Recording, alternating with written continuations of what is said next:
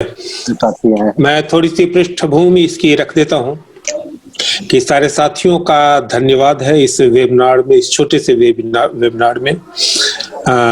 और इसके साथ ही मैं सारे साथियों को बधाई भी देना चाहता हूँ कि जिस तरह लगन के साथ और लगातार जुझारूपन के साथ इस चुनाव के संदर्भ में साथियों ने जो घोषणा पत्र को तैयार किया और विभिन्न राजनीतिक दलों तक उस घोषणा पत्र को पहुंचाने का काम किया, इसके साथ ही जन मांगों को तैयार करके राजनीतिक दलों, प्रतिनिधियों और उम्मीदवारों तक इसको पहुंचाया है और लगातार पहुंचाया जा रहा है।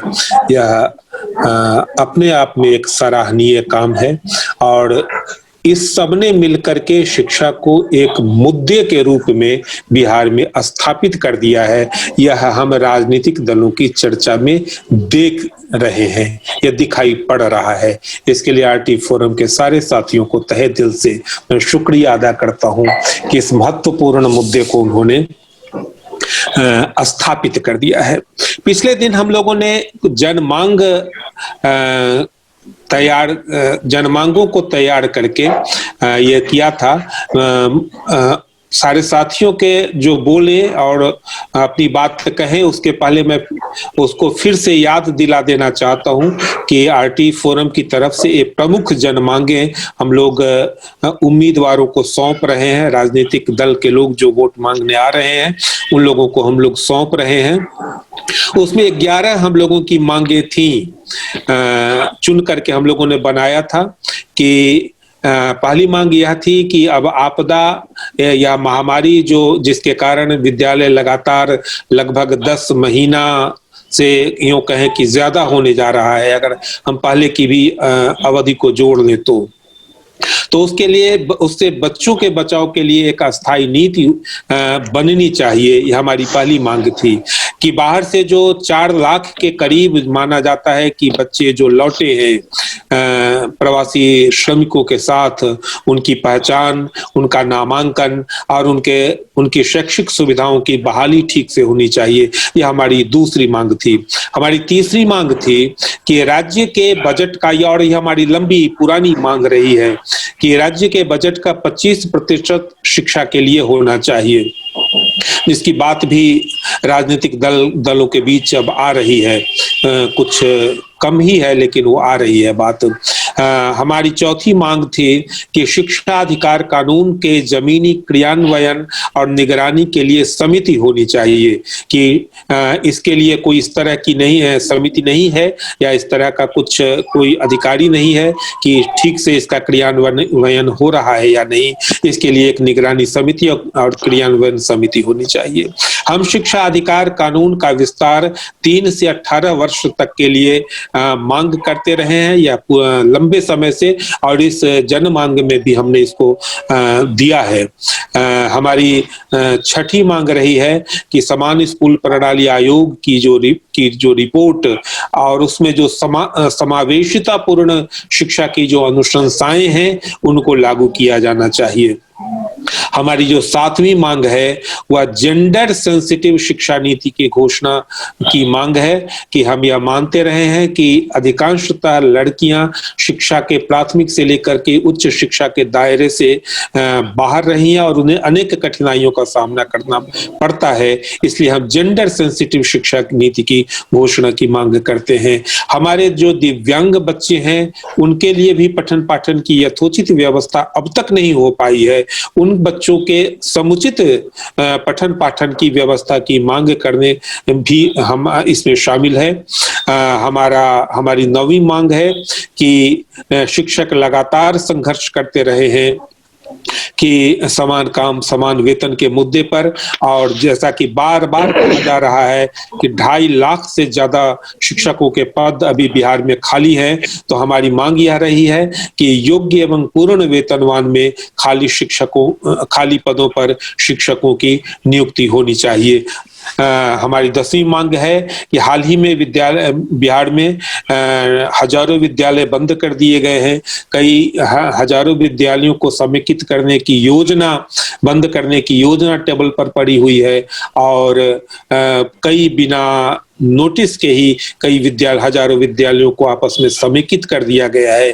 तो हमारी यह मांग, 10वीं मांग यह है कि बंद किए गए विद्यालयों को पुनः शुरू किया जाए और आवश्यकता अनुसार नए विद्यालयों की भी स्थापना की जाए, क्योंकि यह अध्ययन कहता है कि अभी हमें 62,000 से अधिक विद्यालयों की तत्काल आवश्यकता है।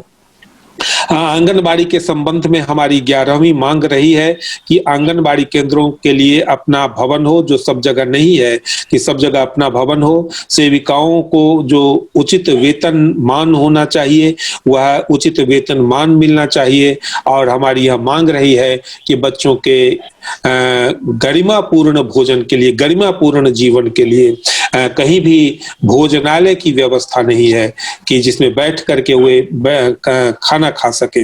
बरामदे में और फील्ड में बैठ करके खाना खाते हैं, कि इस तरह के भोजन करने की जगह का निर्माण किया जाए जिसमें गरिमापूर्ण ढंग से बच्चे भोजन कर सके। ये हमारी 11 मांगे रही हैं। इनको हम चुनाव में आने वाले उम्मीदवारों के पास लगातार पहुंचाते रहे हैं, हमारे साथी पहुंचाते रहे हैं और ये मांग करते रहे हैं। हमारी अपील होगी कि यह 5 मिनट, जैसा कि शाहीन जी ने कहा कि 5 मिनट का ही यह वीडियो बनेगा और उसको हम सोशल प्लेटफॉर्म पर प्रसारित करने का काम करेंगे कि अधिकतम लोगों के पास यह शिक्षा के मुद्दे जा सके। इसलिए टू द पॉइंट इन संदर्भों को, कि वे क्या देखते हैं, क्या अनुभव करते हैं, शिक्षा की क्या चुनौतियां हैं अभी के समय में, उनके अड़ोस पड़ोस के विद्यालयों को देखकर, शिक्षा की हालत को देख करके वे क्या अनुभव कर रहे हैं और राजनीतिक क्या मांग होनी चाहिए इस संदर्भ में, इन बातों को वे कम से कम समय में अपनी बात कह देंगे, तो ताकि हम उसको अलग अलग प्लेटफॉर्म पर उसको प्रचारित कर पाएंगे।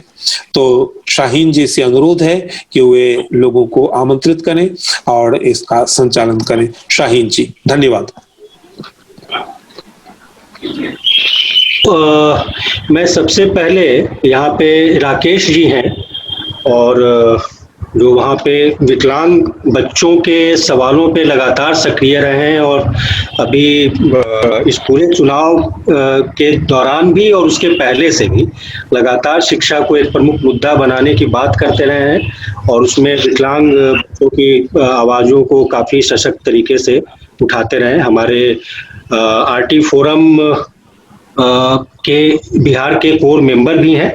राकेश जी का स्वागत है। और क्योंकि मैं अभी छपरा से सारण और वैशाली में एरिया में हूँ और इस जगह पे काफी स्थिति खराब है और नेटवर्क में भी थोड़ा प्रॉब्लम है, लेकिन मैं शिक्षा के सवालों पे कुछ मोटी मोटी बातों आपको कहना चाहूंगा। एक बात यह है कि आरटी फोरम ने जिस प्रकार का प्रस्ताव दिया है राजनीतिक दलों के बीच में, तो इसका हम कई राजनीतिक दलों ने अपने मैनिफेस्टो में इसे शामिल किया है। इसमें हम सभी को फोरम के तरफ से बधाई के पात्र हैं और हर्ष होगा। और एक बहुत बड़ी चुनौती है आने वाले समय में शिक्षा को लेकर, क्योंकि पिछले 1 सालों से बिहार में बच्चों की शिक्षा को लेकर स्थिति इतना है कि कोविड के कारण तमाम विद्यालय बंद हैं। बच्चे एकदम अपराधी पैदा हो रहे हैं बिहार में।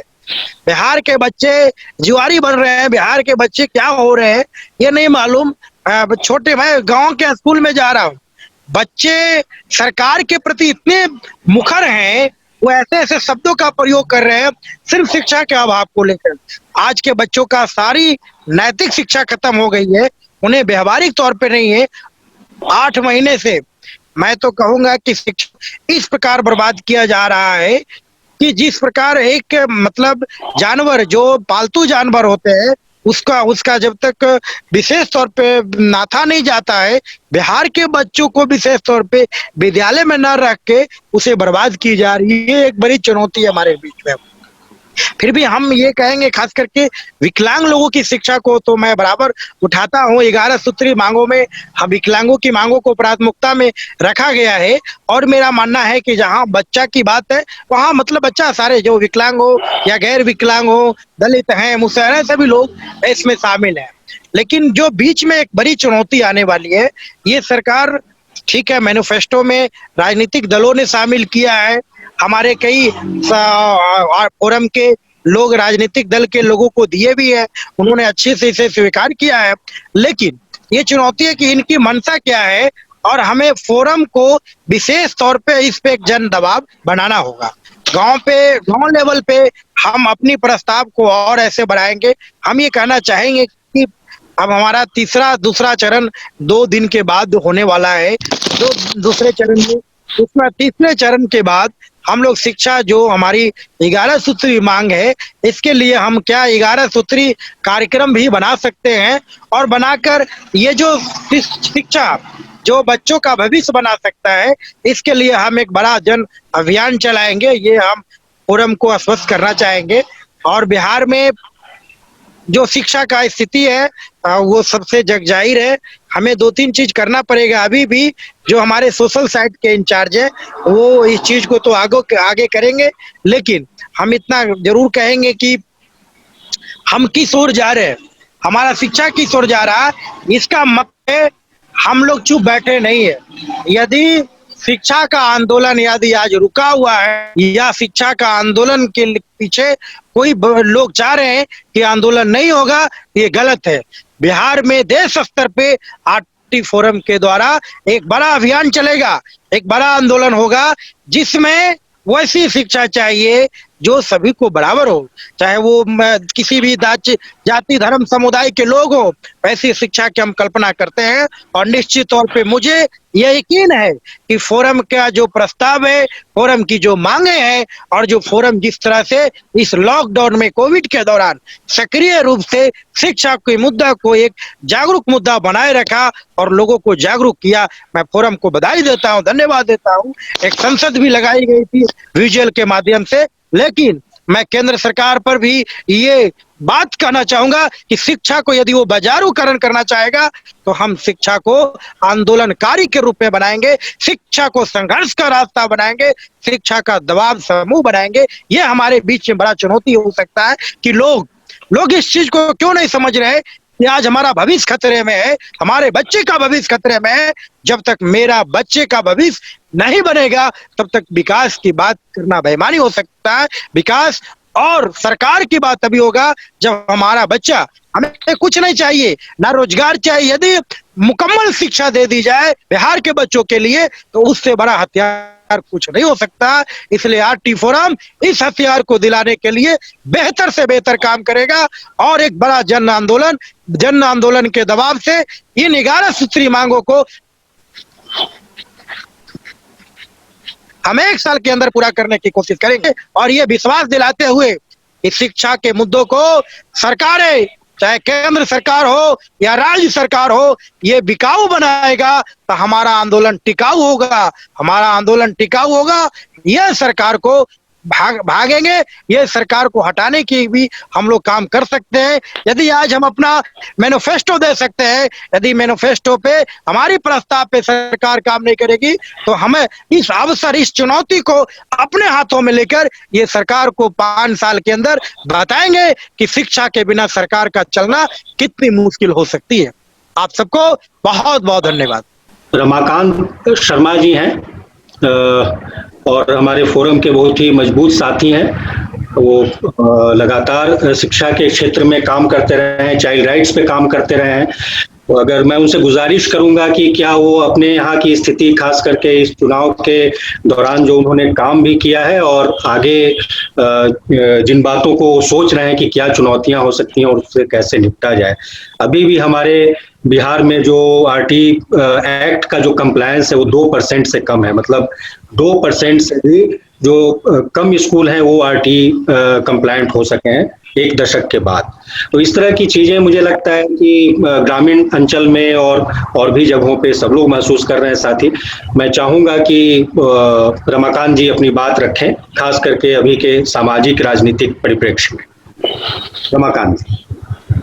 फोरम और आरटी फोरम से पूर्व में भी एजुकेशन के साथ है, शिक्षा के जन जन तक पहुंचाने के लिए, खास करके ग्रामीण क्षेत्रों में जो मुसहर और महादलित के बच्चे हैं और किसी भी जाति के जो बच्चे हैं वो शिक्षा से जो मुख्य धारा से नहीं जुड़े थे, हम लोग उनके लिए लगातार पिछले 10 सालों से हम लोगों ने काम प्रारंभ किया है और कुछ सफलता में मिला है। लेकिन जो चुनौती है वो बहुत भयावह है। वो ये है कि जब से ये कोविड-19 का दौर आया तो जो हमारे यहाँ का जो कुछ व्यवस्था, खास करके गरीब गुरबा का जो सरकारी विद्यालय में जाकर के पठन पाठन का काम होता था, तो वो भी कोविड-19 के बाद जो है बिल्कुल बंद है। और जिसके कारण बच्चों का जो पोषण और शिक्षा, दो चीज जो है वो गंभीर समस्या बनी हुई है। आंगनबाड़ी भी केंद्र भी बंद है, वहाँ जो स्कूल पूर्व शिक्षा मिलता था उससे हमारे बच्चे वंचित हैं। जो विद्यालयों में विद्यालय शिक्षा मिलता था वो भी हमारे यहाँ वंचित है। वैसे विषम परिस्थिति में अभी का चुनावी दौर में हम लोगों ने जो भी हम लोगों के पास वोट मांगने के लिए जो लोग आए, उन लोगों से खास करके राजू दानवीर जो पप्पू यादव के पार्टी थे वो मेरे कार्यालय में आए। जदयू के जो उम्मीदवार थे उनके खुद का उनका बेटा और सारे साथी यहाँ पर हम लोग के साथ में आए और वो बोले भी कि आप लोग जो है एजुकेशन वगैरह पर बहुत अच्छे काम करें, हमको जानकारी मिला, हम भेंट करने के लिए आए हैं। तो हम लोगों ने बोला कि देखिए आप लोग तो आते रहे हैं चुनाव के वक्त में, लेकिन चुनाव के बाद अगर आप लोग सही तरीके से काम की थी, क्योंकि आप गांव की ओर बढ़ करके देखें तो आज हमारा गांव में जो भी जो कल का जो भविष्य है वो भविष्य को तो आप लोग खिलवाड़ कर रहे हैं। आपका जब चुनाव का वक्त आया तो पूरा जो है लॉकडाउन खुल गया, हजारों रैलियां हो रही है, आप लोग इसमें लंबे चौड़े भाषण दे रहे हैं, लेकिन हमारा विद्यालय जो है वो एक तरह से राजनीतिक के क्या कहा जाए, आप जो है हर चीज में आप शिक्षक को लगा दे रहे हैं। आंगनबाड़ी जो सेविका है उसको बीएलओ बना दे रहे हैं। जो शिक्षक हैं उनको भी जो है वो वोटर लिस्ट वगैरह में सालों साल जो है उनका शुद्धिकरण, कई चरण में चुनाव होता है, उस चुनाव में जो है वो आप शिक्षक वगैरह को लगा देते हैं। तो इससे जो है हमारा बहुत पढ़ाने वाला तो वहाँ बहुत ऐसे भी जो जितना हमारे विद्यालय में 8 क्लास है तो वहाँ पर 4 या 5 शिक्षक हैं, विषयवार शिक्षक भी नहीं है। जो हैं भी उनको आप गैर शैक्षणिक काम में आप लोग लगाए रहते हैं। तो पहला तो वादा आप लोग को ये होना चाहिए कि अगर हमारी सरकार बनती है तो हम किसी भी शिक्षक को गैर सरकारी काम में न लगाएंगे, पहला चीज। दूसरा चीज है कि आप लोग जो ये देखते हैं कि एक आरटी का जो नॉर्म्स है कम से कम आप लोगों के पास चुनाव कार्यालय में होना चाहिए और आप लोग जगह जगह पर ये बात कीजिए कि हमारा जो विकास का फंड होगा वो विद्यालय से जुड़ा हुआ होगा। आज भी हमारे विद्यालय में जो है लड़कियां नहीं ठहर पा रही हैं, 8 क्लास के बाद 6 क्लास के बाद जो है वो नहीं जा पा रहे हैं। इसका पीछे कारण है कि वहाँ शौचालय नहीं है। शौचालय एक छोटा सा भी होता है कि अगर किवाड़ी पे वहाँ पर शौचालय भी बन गया है तो अंदर से लॉक नहीं रहता है। तो जो कुछ मुख बात थी उन बातों पर हम लोगों ने उनका ध्यान दिलाया है।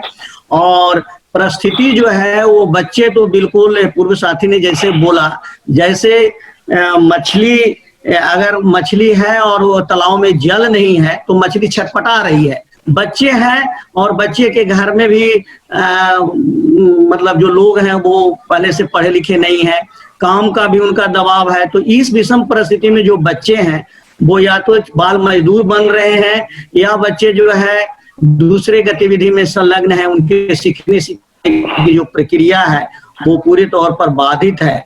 तो निश्चित तौर पर हम कहेंगे कि जिस तरह से ये चुनाव एक महापर्व के रूप में एक है, लोगों की अपनी सहभागिता निभाना चाहिए, लेकिन सबसे बड़ा तो महापर्व ये होगा जबकि हमारे बच्चे चुनाव के ठीक बाद हमारा विद्यालय खुलेगा।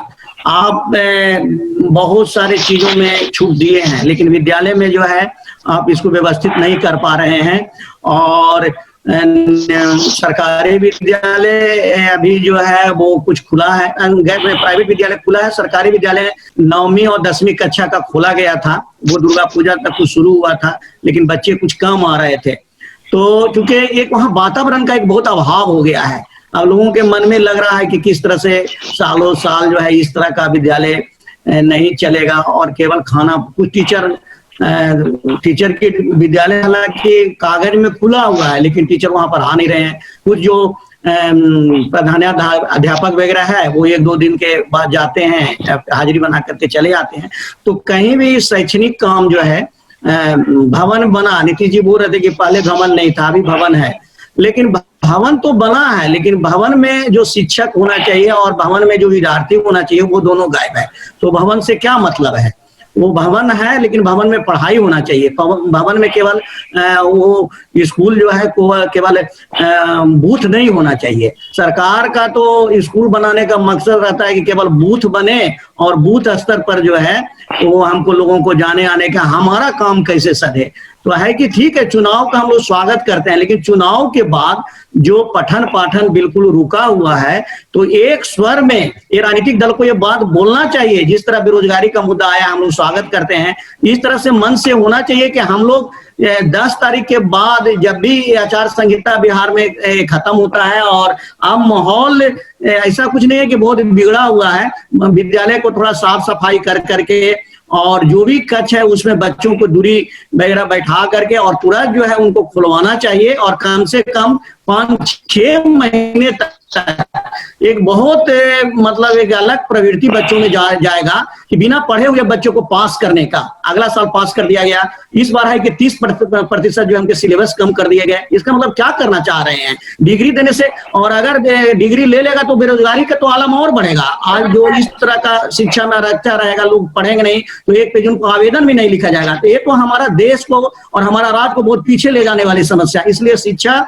एक मुख्य मुद्दा बने और कम से कम 24% जो है वो शिक्षा बजट पर खर्च हो, ये बहुत जरूरी है और इसके लिए हम लोग जोरदार तरीके से आवाज उठाते हैं और उठाते रहेंगे। आपने कुछ कहने का अवसर दिया, इसके लिए बहुत बहुत हम धन्यवाद।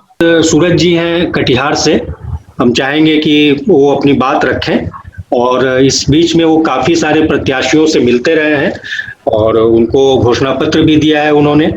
क्या चीजें सामने आई हैं ग्राउंड पे, उस पे अगर थोड़ी बात रखें। चुनाव हम लोगों के यहाँ कटिहार में तीसरे चरण में है, 7 नवंबर को होना है और जो आरटी फोरम के द्वारा जो मैनिफेस्टो तैयार किया गया वो भी कई कैंडिडेट को दिया गया है और कैंडिडेट लोग भी काफी अप्रिशिएट किया है कि नहीं अच्छा पहल है और वो आश्वस्त भी किए हैं कि जब हम चुनाव जीतेंगे तो इस पर निश्चित रूप से काम करेंगे।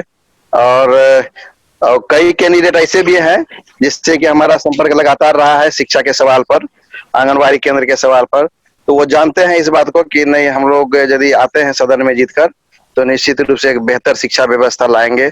और आरटी फोरम की वजह से ही एक एनालिसिस भी हुआ कि कितने राजनीतिक दलों ने अपने अपने मैनिफेस्टो में शिक्षा को प्राथमिकता दी है, उसका भी हम लोगों ने अध्ययन किया है और एक अच्छा प्रयास हुआ जिसकी वजह से मैनिफेस्टो में, राजनीतिक दल के मैनिफेस्टो में यह बात भी आई कि हम शिक्षा पर इतना कुल बजट का इतना खर्च करेंगे, शिक्षा हमारी प्राथमिकता रहेगी।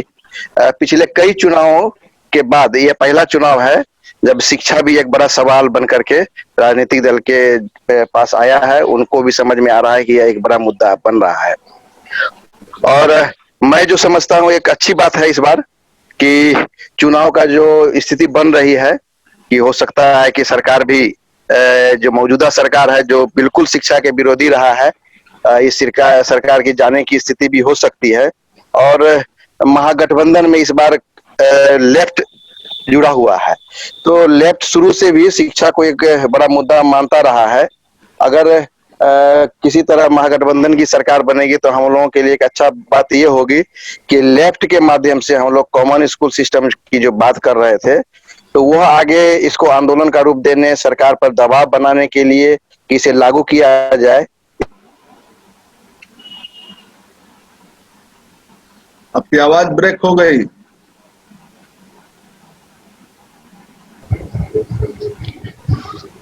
सूरज जी का शायद नेटवर्क बस्ते में डाल दिया।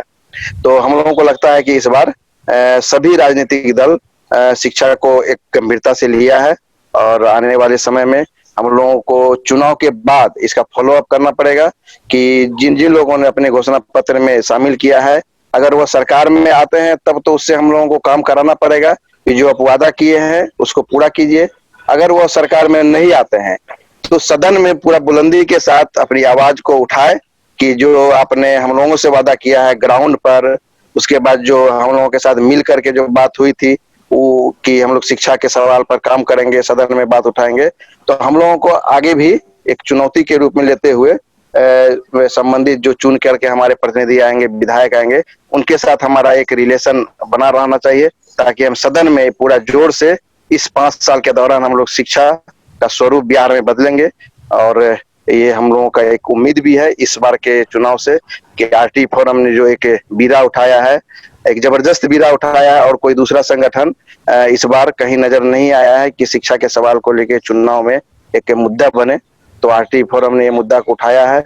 हम सभी साथी मिलकर के इसको एक जन आंदोलन का रूप दें और चुनाव के बाद भी हमारा ये अभियान जारी रहे, जिससे कि हम लोग आने वाले 5 साल में एक बेहतर बिहार शिक्षा के मामले में बने, जो कि पूरे हिंदुस्तान में एक रोल मॉडल भी बने कि भाई बिहार के साथियों ने काफी काम किया है। अभी भी सभी साथी मिलकर के सभी प्रत्याशी से मिलते हैं और उनको अपनी बात रखते हैं, अपना घोषणा पत्र उनको देते हैं, और जिस तरह से घोषणा पत्र बना है और सबके समझ में भी आ रहा है, ये बात बहुत सरल तरीके से बनाया गया है और अच्छा तरीके से बनाया गया है। सभी प्रत्याशी इस बात को स्वीकारते भी हैं।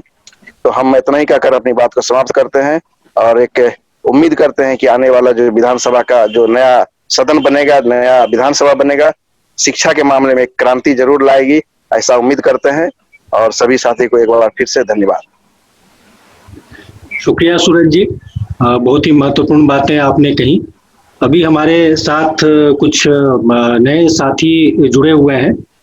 ललिता कुमारी हैं जवाहर ज्योति बाल विकास केंद्र समस्तीपुर से, और जैसा हम जानते हैं कि समस्तीपुर के पूरे क्षेत्र में काफ़ी आरटी फोरम के प्रतिनिधि काफ़ी सक्रिय रहे हैं। हम चाहेंगे कि 5 मिनट में ललिता जी अपनी बात कहें कि वहाँ पे जमीन पे क्या चल रहा है या शिक्षा को लेकर के। ललिता जी।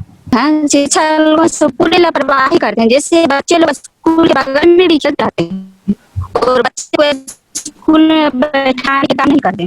जैसे खेलते बच्चे लोग चल जाता है।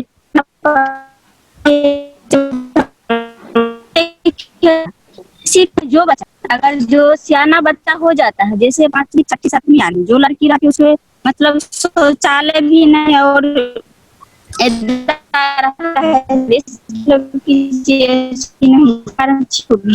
बच्चे तो क्या होता है जो बच्चे के मतलब कि जो बच्चे के अनुसार जैसे होता है, जो मतलब कि जो बच्चे नहीं पढ़ पाते हैं उसको मतलब कि बच्चे के अनुसार पढ़ाई नहीं हो पाता है सही से, इसलिए बच्चा भी छीन होता। अगर 8वीं से 9वीं में जो बच्चा जाता है उसके मतलब कि योग्य शिक्षक भी नहीं मिल पाता, इसलिए बच्चे बहुत सारे सीजन हो जाते हैं, स्कूल नहीं जा पाते हैं और समय समय पर बुक भी नहीं मिल पाता है, इसलिए बच्चे स्कूल नहीं जाते हैं। और जो बच्चे सीजन हो जाते हैं उसको भी सर लोग नहीं देखते हैं कि बच्चे काहे नहीं स्कूल आ रहे हैं, सीजन क्यों है, बीमार तो नहीं हो गए या बच्चे कहीं भटक तो नहीं रहे, इसलिए बहुत सारे बच्चे सीजन हो जाते हैं। अभी बहुत बच्चे हैं जो 0 पर आउट हो गया, जो बच्चे 8वें महीना से बंद है स्कूल, वो बच्चे मान लीजिए कि जो फिर से उसको शुरुआत करना पड़ेगा, बहुत सारा मेहनत करना पड़ेगा सभी लोगों को। इसी बानी बोल के मेरे अपने को धन्यवाद देती हूँ। जय हिंद। ललिता जी, बहुत महत्वपूर्ण बात आपने कही। आपसे एक सवाल है केवल, आपने सीजन की बात कही बच्चों की और स्कूल बंदी की बात कही कि ये बच्चे ड्रॉप हो जाते हैं, सीजन हो जाता है, तो अभी जो चुनाव चल रहा है और चुनाव के समय जो प्रत्याशी हैं, जो कैंडिडेट हैं, आपके क्षेत्र में भी जा रहे होंगे, उनसे आप कोई बात कहना चाहेंगे कि उनको क्या? जी सर, बात करते हैं। जी जी, जैसे बात करते हैं, जैसे बच्चा को जैसे होता है कि जैसे लापरवाही रहते हैं, जैसे शौचालय साफ नहीं है, उसके मतलब कि जो सफाई कर्मी होना चाहिए।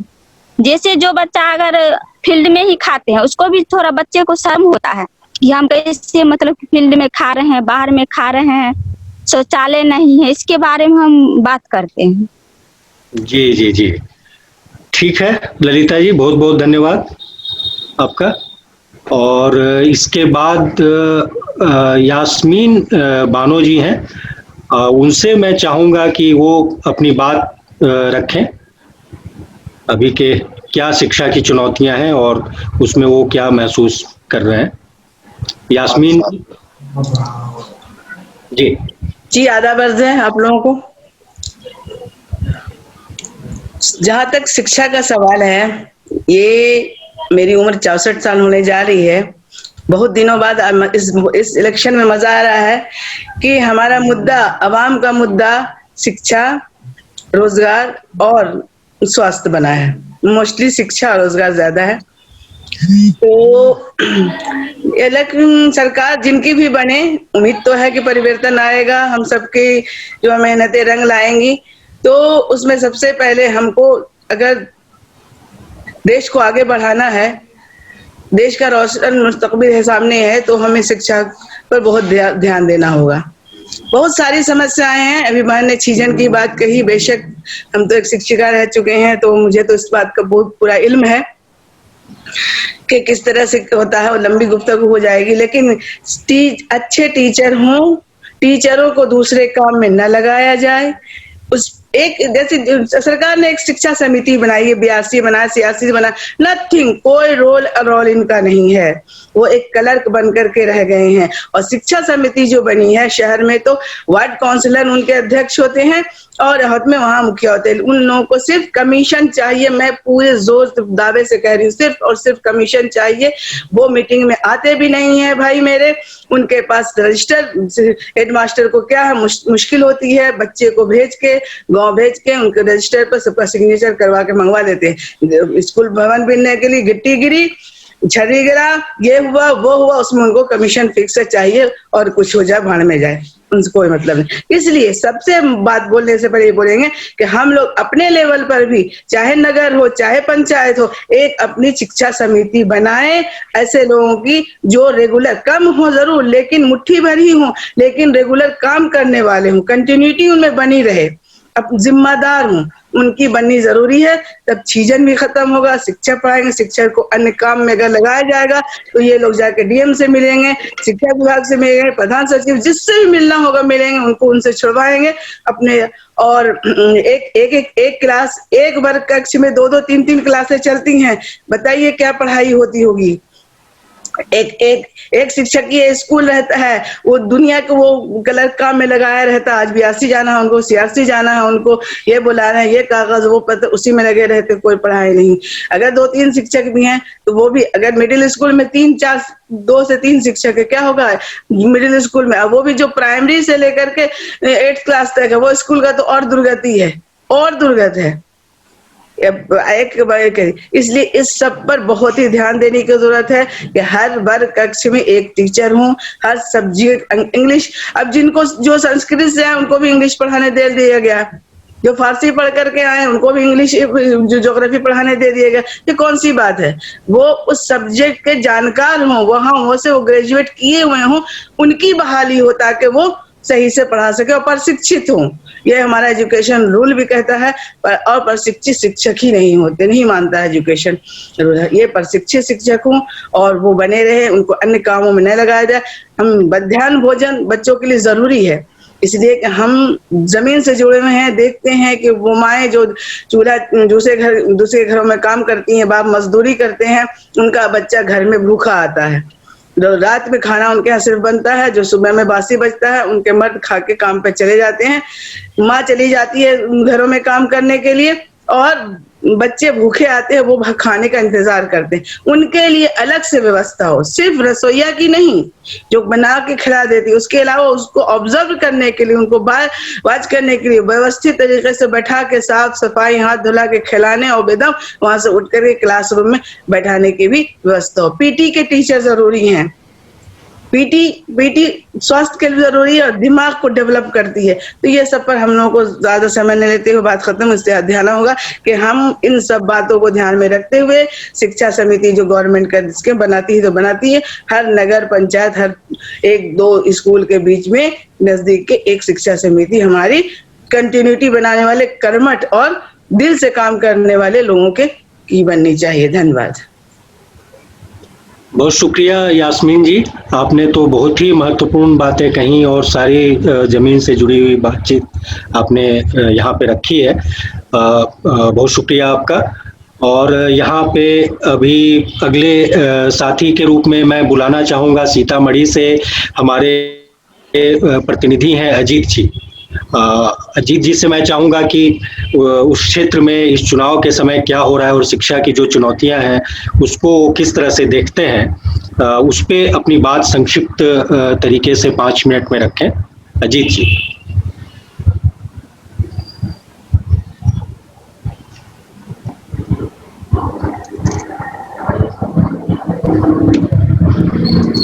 अजीत शायद नहीं है, उनका या मोबाइल शायद नेटवर्क से बाहर जा रहा है।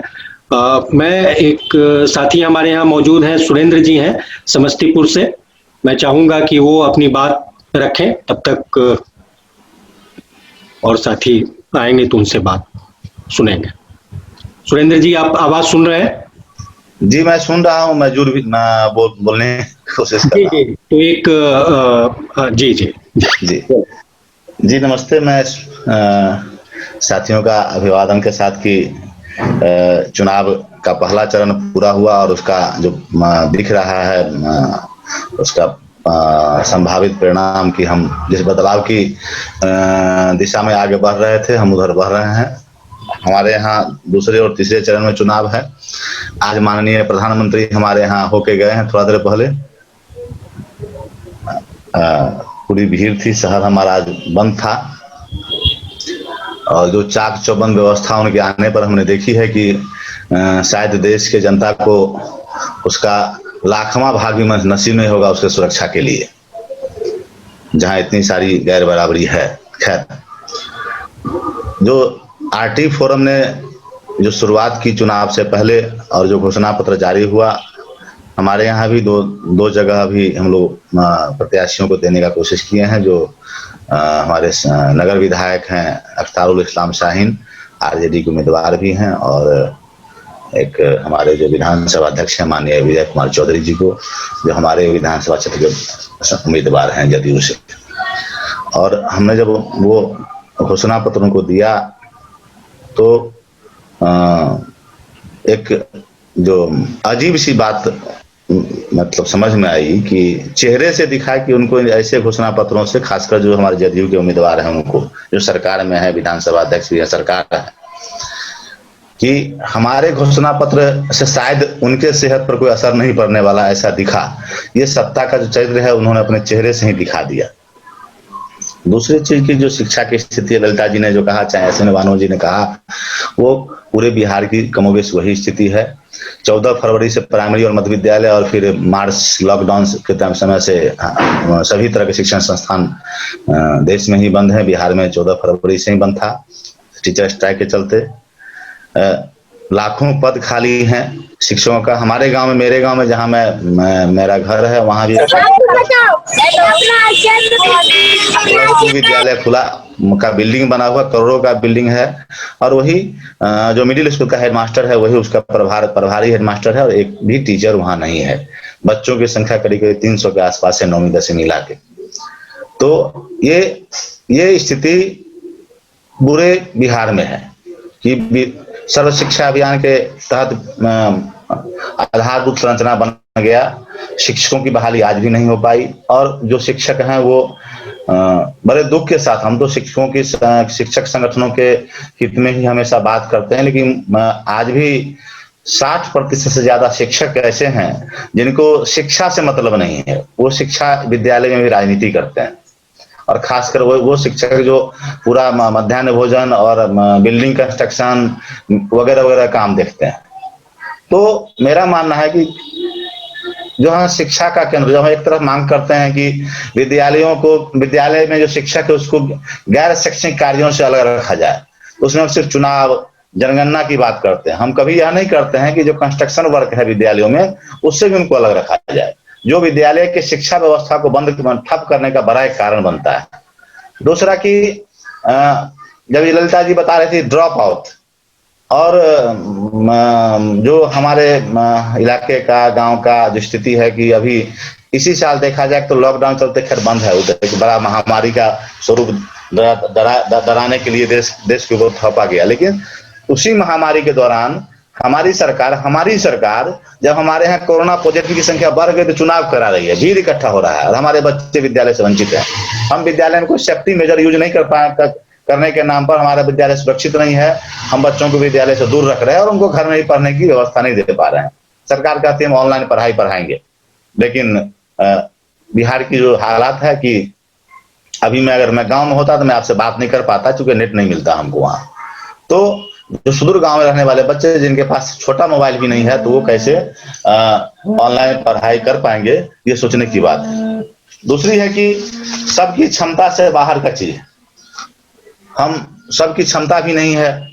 जिसके घर में आज भी दोनों टाइम का खाना नहीं मिलता है, लॉकडाउन के दौरान कई जिससे परिवार सैकड़ों परिवारों को हमने देखा है कि एक शाम दो शाम भूखे रहना पड़ा है। हम क्या आशा रख सकते हैं कि वैसे बच्चों को ऑनलाइन पढ़ाई का लाभ मिल पाएगा? साथियों, देश में जो परिवर्तन हो रहा है, जो हमारी सरकारें हैं, वो अपना सत्ता का संपूर्ण चरित्र दिखा रही है, जो जनता के पक्ष में कभी नहीं होती रही है। हम लाखों लाख करोड़ रुपया धन कुबेरों को माफ करते हैं। हमारे यहाँ जो किसान हैं, जो छोटे गरीब लोग हैं, उनके लिए उनके पास कोई संसाधन, कोई उनके जीने जीविका का साधन नहीं है। और शिक्षा के पर जो हमला हो रहा है, जिसके चलते बाल व्यापार बढ़ रहा है, बाल मजदूरी बढ़ रहा है। हमारे इलाके में आपने पिछले दिनों जो एक कार्यक्रम किया था बालिका राष्ट्रीय बालिका दिवस के अवसर पर, कि जो बच्ची ने कही कि बाल विवाह की संख्या बढ़ गई, ये हकीकत है, वो बच्ची खुद बयान कर रहे थे। साथियों, हम आपसे आग्रह करेंगे कि ऐसे बैठक को में थोड़ा सा समय दिया जाए हम लोगों को अपनी बात रखने के लिए, और इन बातों को समेकित करते हुए पॉलिसी मेकर के साथ संवाद भी किया जाए। धन्यवाद साथी। बंद हो गया है। दिनेश जी सर बात रखें। जी, सबसे पहले आप सभी लोगों को बहुत बहुत धन्यवाद। हम लोग सभी लोग जानते हैं कि कोरोना महामारी के बाद आज तक स्कूल बंद है। हम गांव में देखते हैं कि जो परिवार सही से भोजन नहीं करता है, जिनको कोई काम नहीं मिल रहा है, उस परिवार में बहुत तनाव है, और तनाव के कारण जो है वो बच्चों पर उतारा जाता है। बच्चों को भी मतलब मारा पीटा जा रहा है। इसको भी हम देख रहे हैं। और जहाँ तक मतलब ऑनलाइन जो शिक्षा की बात है, तो वो तो मिल नहीं रहा है, वो बहुत बच्चे उससे वंचित है, शिक्षा से ही वंचित है। तो ये तो सबसे बड़ी बात है।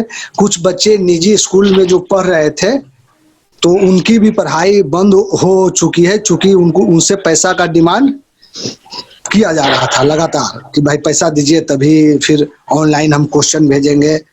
तो ये भी एक समस्याएं हैं।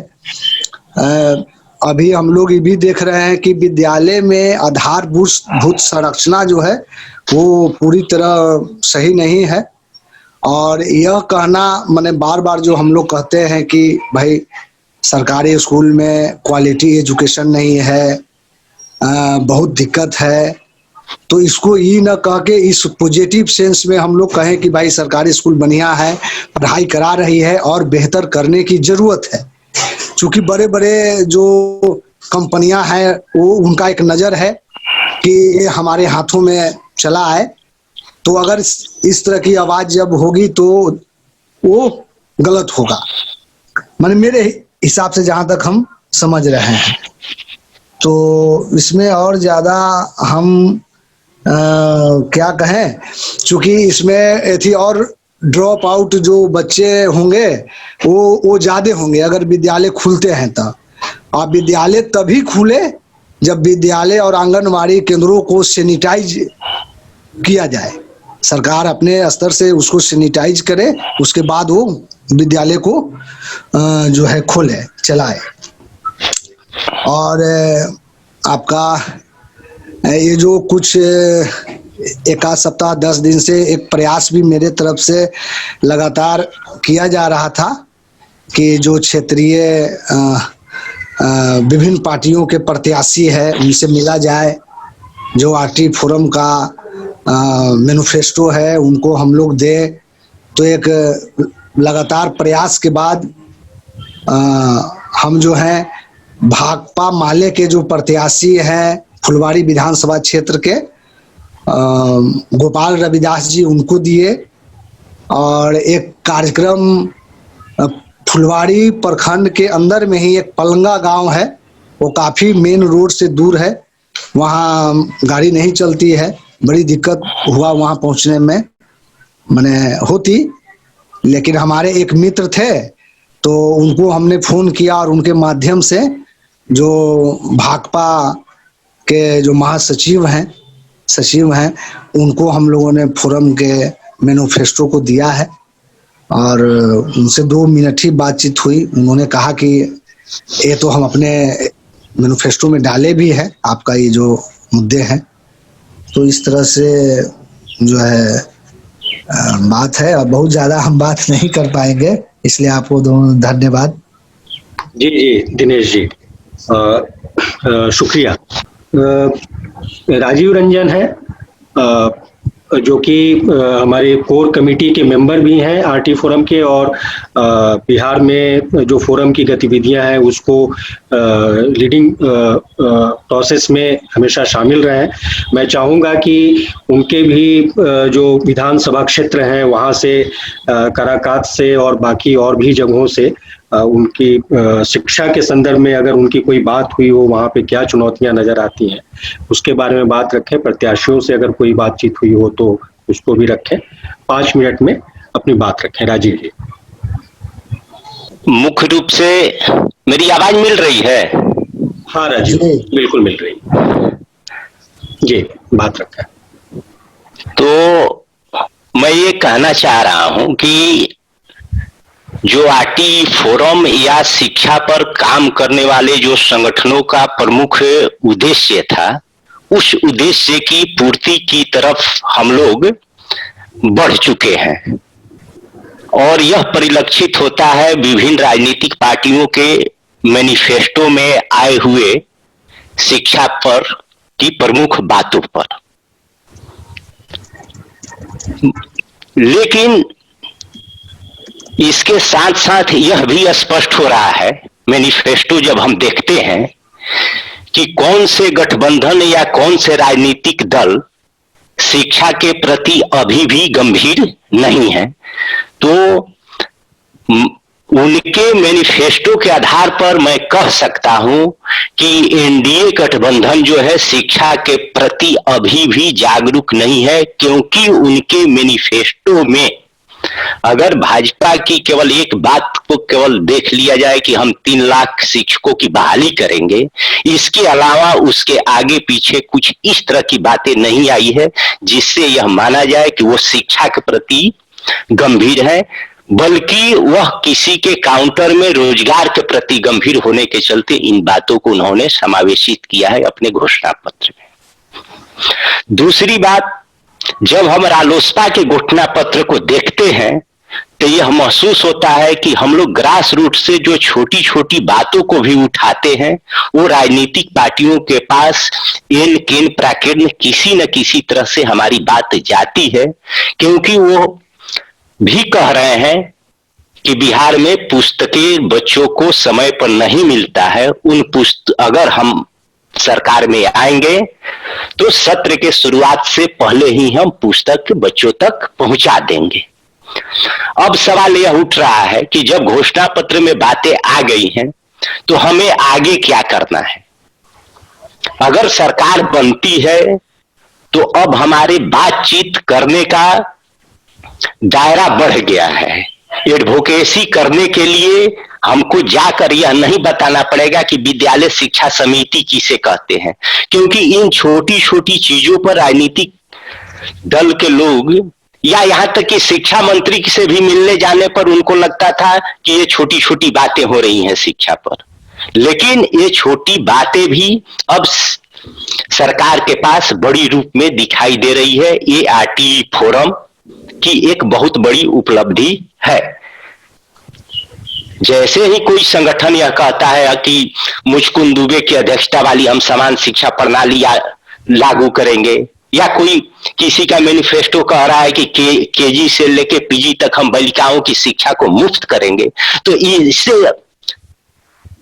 परिलक्षित हो रहा है कि राजनीतिक दल जो है वो जेंडर सेंसिटिविटी के साथ भी काम करने के लिए तैयार है और इस दिशा में लोगों को सोचना चालू कर दिया गया है। दूसरी बात हम ये कहना चाह रहे हैं कि जब आपदा आया कोरोना, तो उस समय लगा कि विद्यालय अगर सुरक्षित रहता तो एक घोषणा पत्र आपदा के समय भी कैसे विद्यालयों को सुरक्षित रखा जाए उस पर भी बात कर रहा है। तो यह भी हमारे प्रयासों का एक प्रतिफल है कि हम उस दिशा में आगे बढ़ चुके हैं। हमारी जो भी बातें हैं वो आगे जाएगी। सरकार बदले न बदले यह आगे की बात है, लेकिन यह तय है कि आने वाले समय में शिक्षा के प्रति लोग गंभीर हो गए हैं। इस पर चर्चा जो है गांव से लेकर और राजनीतिक पार्टी के कार्यालयों तक भी शुरू हो गई है। और यही एक राजनीतिक जो हम लोग मुद्दा बनाना चाह रहे थे कि शिक्षा को हम राजनीतिक मुद्दा बनाएंगे, तो हम शिक्षा को राजनीतिक मुद्दा बनाने में सफल हो गए हैं।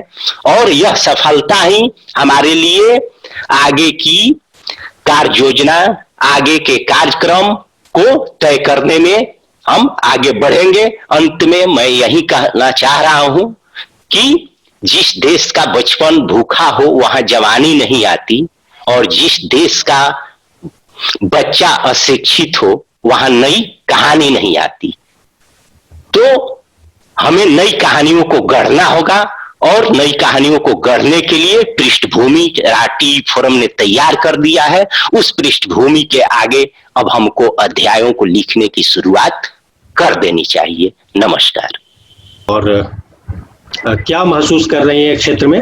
वो अपना माइक ऑन करें और अपनी बात कहें। किरण जी। काम कर रही हूँ क्षेत्र में, तो उस क्षेत्र में अभी लॉकडाउन की वजह हो गई है, और इतना ही नहीं, मोबाइल नहीं है, और किशोरी का जो बाल विवाह का जो प्रतिशत जो बढ़ रहा है, जो लॉकडाउन है, पढ़ाई नहीं है, तो इनका हम अपना शादी कर देते हैं। तो ये स्थिति जो है सो बहुत माने दुख की बात है। और जो किशोरी पढ़ना भी चाहती है, उनकी माँ यही माने सोचती है कि जो है शादी करके, लॉकडाउन है, पढ़ाई नहीं हो रहा है, तो अपना शादी करके इनको अपना विदा कर देंगे, ससुराल भेज देंगे।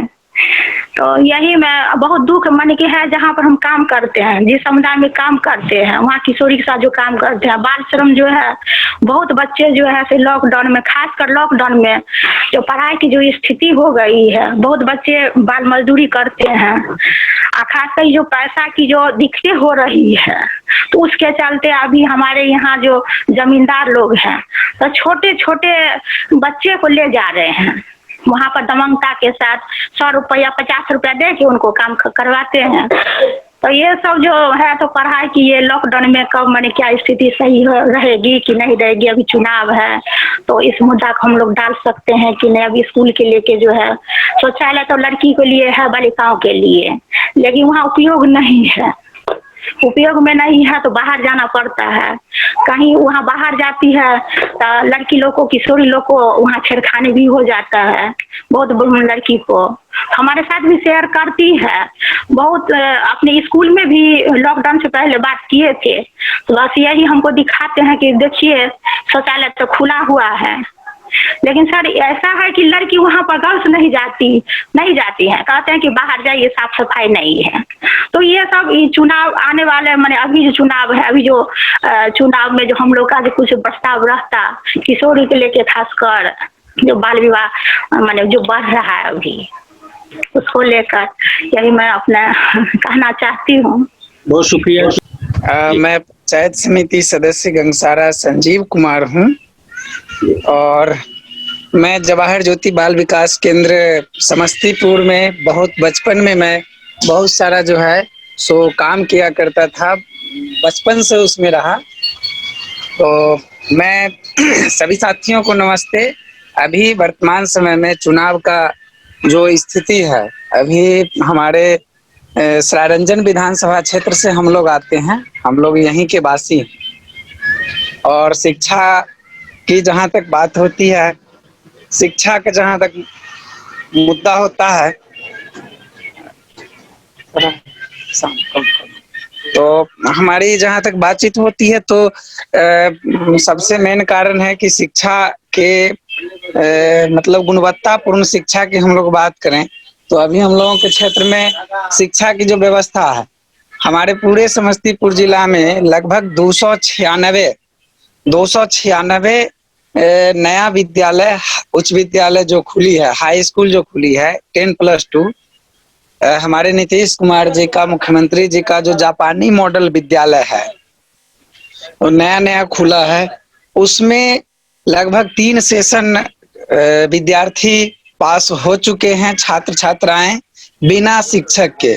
वहाँ शिक्षक की बहाली अब तक नहीं हुई है। हमारे क्षेत्र में भी कई ऐसे विद्यालय हैं जहाँ स्टूडेंट तो हैं, प्रत्येक विद्यालय में समथिंग 300 से 400 स्टूडेंट नामांकित होते हैं।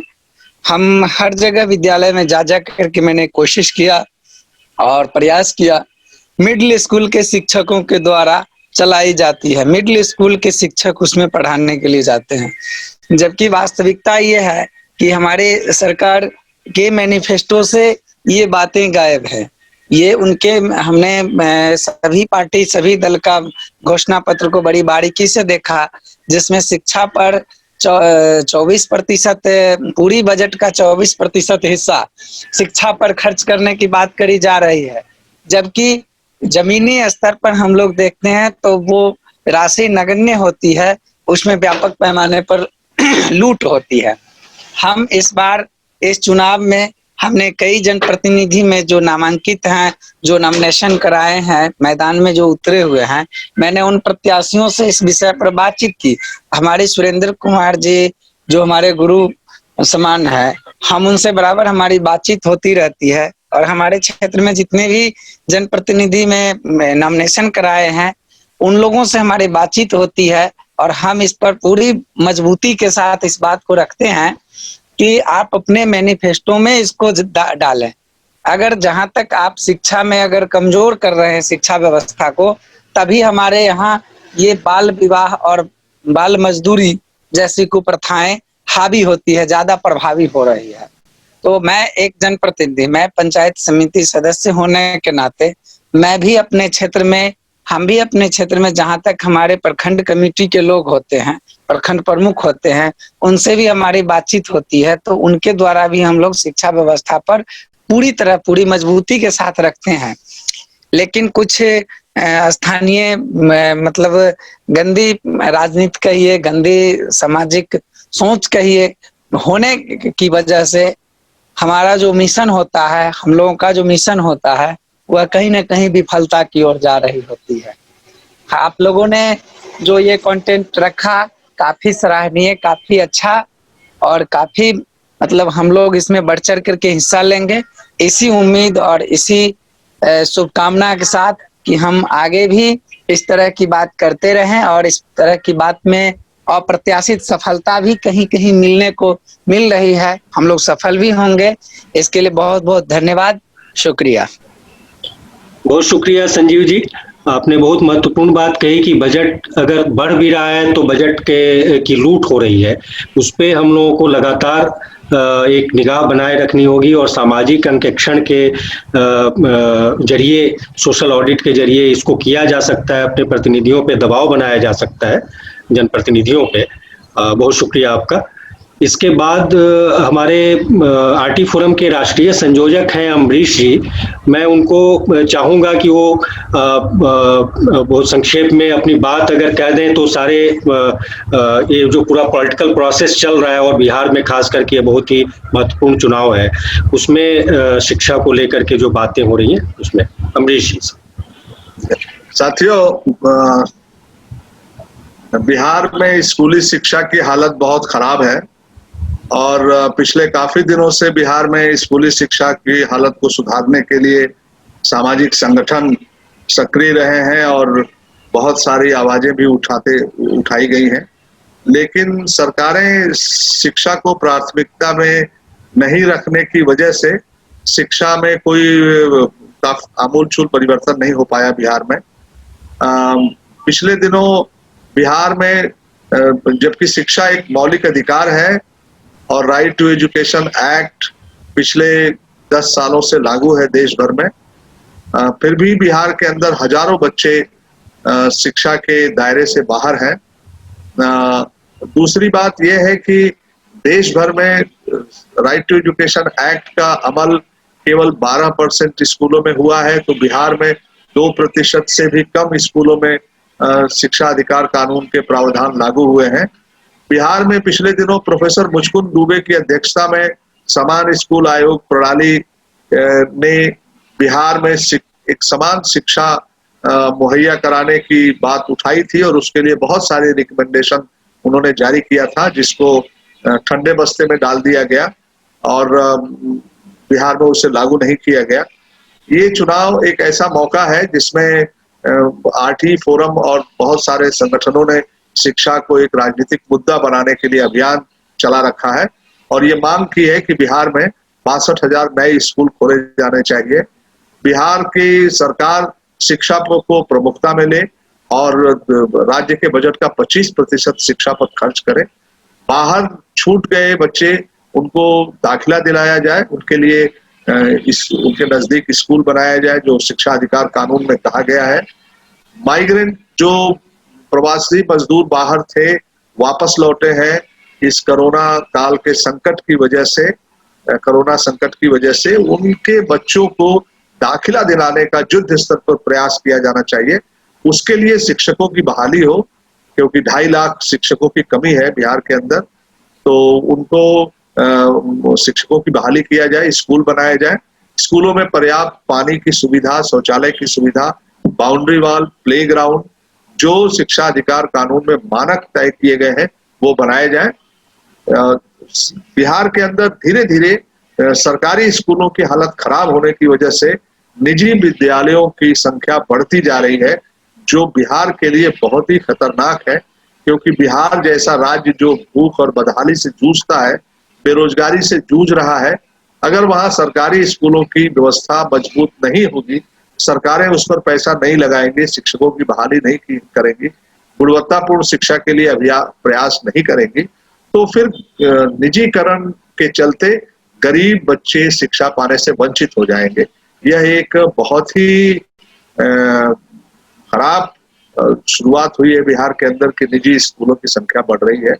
लड़कियों की शिक्षा के लिए लगातार बिहार में प्रयास किए जा रहे हैं। पिछले दिनों लड़कियों की शिक्षा जरूर प्रमुखता से उभर के आई थी जब उनके बीच में साइकिल वितरण किया गया था, लेकिन उसके बाद ये प्रक्रिया रोक दी गई और साइकिल वितरण की पूरे अभियान को चुनावी फायदे के लिए इस्तेमाल कर लिया गया। बिहार में लड़कियों की शिक्षा के लिए एक जेंडर सेंसिटिव बजट की व्यवस्था होनी चाहिए। दूसरी तरफ लड़कियों की शिक्षा को बढ़ावा देने के लिए बिहार में कुछ और भी प्रयास किए जाने चाहिए। एक जेंडर सेंसिटिव पॉलिसी विकसित की जानी चाहिए ताकि लड़कियों को शिक्षा मिल सके और लड़कियों को शिक्षा के साथ साथ सुरक्षा की भी गारंटी होनी चाहिए, जो बहुत ही आवश्यक है। आज पूरे देश में जिस तरह से बालिकाओं पर, महिलाओं पर हमले बढ़े हैं, वो हमारे लिए चिंता का विषय है और बिहार उससे अछूता नहीं है। तो इन्हीं सवालों को लेकर के right to education forum Bihar ने एक जन अभियान चला रखा है और विभिन्न राजनीतिक दलों को अपना घोषणा पत्र दिया है। बिहार के चुनाव में शिक्षा इस बार एक प्रमुख मुद्दा बना है। शिक्षा और रोजगार जैसे मुद्दे बिहार के चुनाव में उठे हैं और पहली बार इस तरह के चुनाव में जनता के मुद्दे, जमीन के मुद्दे मुखर हुए हैं, बजाय इसके कि गैर जरूरी मुद्दों पर चुनाव केंद्रित हो। और इसके लिए बिहार के साथियों ने बहुत सारे प्रयास किया। आप सबसे निवेदन है कि आप इन मुद्दों को जो आरटी फोरम ने उठाया है बिहार के चुनाव में, इनको जन जन का मुद्दा बना दें। तमाम प्रत्याशियों से कहें कि वो इन मुद्दों पर बोलें और जब नई विधानसभा गठित हो तो इन मुद्दों को लेकर के विधानसभा के अंदर भी चर्चा हो और ये बात केवल चुनावी वायदे न बन के रह जाए, इसको हकीकत में लागू किया जाए। इसके लिए विधानसभा में, नई विधानसभा बनने के बाद प्रयास किए जाए। और ये अभियान हमारा चुनाव के अंदर भी और उसके बाद भी जारी रहेगा। बहुत बहुत धन्यवाद। कि बहुत महत्वपूर्ण बातें अमरीश जी ने कही कि चुनाव के दौरान भी और चुनाव के बाद भी ये शिक्षा हमारा मुद्दा रहेगा। इसको हम लोग आगे लगातार जारी रखेंगे एक अभियान के रूप में और अपने जनप्रतिनिधियों से सवाल करते रहेंगे। जिनकी सरकार बनेगी उनसे सवाल करेंगे कि वो अपने कौन से मुद्दे छूट गए हैं उनको पूरा करें, अपने वादों को पूरा करें। तो आप संक्षेप में अपनी बात रखें और मैं जानना ये चाहता हूँ कि आपके क्षेत्र में, चूंकि हमारे समस्तीपुर से कई साथी जुड़े हैं और लगातार लोग सक्रिय हैं विधानसभा के चुनाव में, तो आपके तरफ से क्या आकांक्षाएं हैं? ये सब बातें तो पता चली कि वहाँ बाल विवाह, बाल श्रम और लड़कियों की शिक्षा को लेकर के, शौचालय की व्यवस्था को लेकर के बड़ी खराब हालत है। तो आखिरकार ऐसा क्यों है? और हमारे सर, मेरे क्षेत्र में जो है शिक्षा को तो बहुत ही कमी हो गया जब से लॉकडाउन हुआ तब से। और विधानसभा के जो करेंगे तो उसमें क्या होती है, जो अभी लोग समझ नहीं रहे हैं जो हम क्या करेंगे नहीं करेंगे, सब तो दुखित है ही। और पढ़ाई के लेकर के बहुत बच्चे लोग प्रशिक्षित तो भी हो रहे हैं, क्योंकि किसी के पास जो व्यवस्था सरकार की हो रही है, जो व्यवस्था जो हम लोग मतलब क्या करें क्या न करें, तो जो व्यवस्था है सरकार की पढ़ाई की, वो व्यवस्था में बच्चे नहीं पढ़ पाएंगे। सरकार को व्यवस्था को बदलनी होगी। हर काम तो होता ही है अभी क्षेत्र में, ऐसा तो नहीं है नहीं हो रहा है, सभी काम हो रहा है, लेकिन बच्चे का पढ़ाई बाधित हो रहा है। लोगों का कहना है कि अब स्कूल खोलना चाहिए, गरीबी का बच्चा नहीं पढ़ पाएगा। अगर स्कूल खुलेगी तभी बच्चा पढ़ पाएंगे। ये लोग का पूरा विचार है जो मतलब गांव घर में जैसे पहले चल रहा था, कोचिंग ट्यूशन सब चलना चाहिए। क्योंकि मोबाइल किसी के पास हम प्रैक्टिस किए हैं, कभी कभी 15-20 बच्चे के हम मोबाइल से बात किए, जो मतलब आप लोग मोबाइल से अगर पढ़ना चाहोगे तो क्या पढ़ लोगे, लेकिन किसी के पास बड़ा मोबाइल नहीं है जो पढ़ पाएगा। है तो उसके पास पैसा कहाँ है, रिचार्ज के लिए भी पैसा नहीं है। शायद गरीब का बच्चा, हमको तो लग रहा है 75% बच्चा है जो गरीब है, जिस क्षेत्र में हम लोग रह रहे हैं उस क्षेत्र में किसी को मोबाइल भी नहीं है। 100 गो में 1-2 मोबाइल मिलेगा तो उसका भी रिचार्ज का पैसा नहीं था। जब भी फोन करेंगे तो उसका मतलब बताएगा कि रिचार्ज ही नहीं है, कैसे पढ़ पाएंगे। इसको व्यवस्था को तो बदलना होगा। इसका चर्चा बहुत हो रहा है क्षेत्र में, हम लोग को क्षेत्र में। जी तो ये बताइए कि आप लगातार ये बातें आ रही हैं कि लॉकडाउन के बाद से ये चीज़ें बहुत बदल गई हैं, और आप सही कह रही हैं कि ना तो एंड्रॉयड मोबाइल है ना बाकी जो सुविधाएं हैं वो है। लेकिन क्या लॉकडाउन के पहले भी शिक्षा की हालत बहुत अच्छी थी क्या? लगातार ये बात वहाँ क्षेत्र में क्या ग्राउंड पे क्या है, जमीन पे क्या चल रहा है? तो इसमें तो ये तो था ना, मोबाइल का चर्च नहीं था, लेकिन गांव में जो व्यवस्था है स्कूल का व्यवस्था अच्छा नहीं था। फिर भी बच्चा स्कूल जो छात्रवृत्ति मिल रहा था, पोशाक का कपड़ा मिल रहा था, लोग से भी कुछ बच्चा जाता था उसमें ना। व्यवस्था मानते सरकार का जो है उसमें भी न पूरा थोड़ा ही सही, लेकिन उस लोग पर भी बच्चा जाता था। ऐसा तो नहीं था कि बच्चा साफ घर बैठ गया और घर बैठ गया तो पढ़ाई पर से साफ के उसको मन टूट गया। अभी अचानक अगर हम क्षेत्र में चल जाते हैं, पढ़ाई का चर्चा करते हैं तो कहते हैं मैडम कहीं है अगर व्यवस्था तो हम लोग को ट्यूशन धरवा न दीजिए, कोचिंग धरवा न दीजिए, ऐसा करते हैं। पहले था जो मतलब हम लोग कहबो करते थे तो मैडम जी स्कूल है, कोचिंग है, तो ये है, वो इतना ध्यान था। इसलिए कहते व्यवस्था नहीं भी था, लेकिन अभी तो है, मतलब अभी तो साफ व्यवस्था नहीं है ना। एक अक्षर पढ़ना भी बच्चा अभी नहीं जाना है लॉकडाउन में, लेकिन पहले था स्कूल जाता तो जो ही पढ़ाई होता था। ऐसा तो नहीं है कि सब में साफ पढ़ाई नहीं होता। स्कूल के बहाने बच्चा जो टैक्स मिलता था, जो ट्यूशन भी पढ़ता था, अब ट्यूशन भी बंद कर दिया। पढ़ाई पर से साफ उसका मतलब ध्यान ही हट गया। बहुत बहुत शुक्रिया आपका।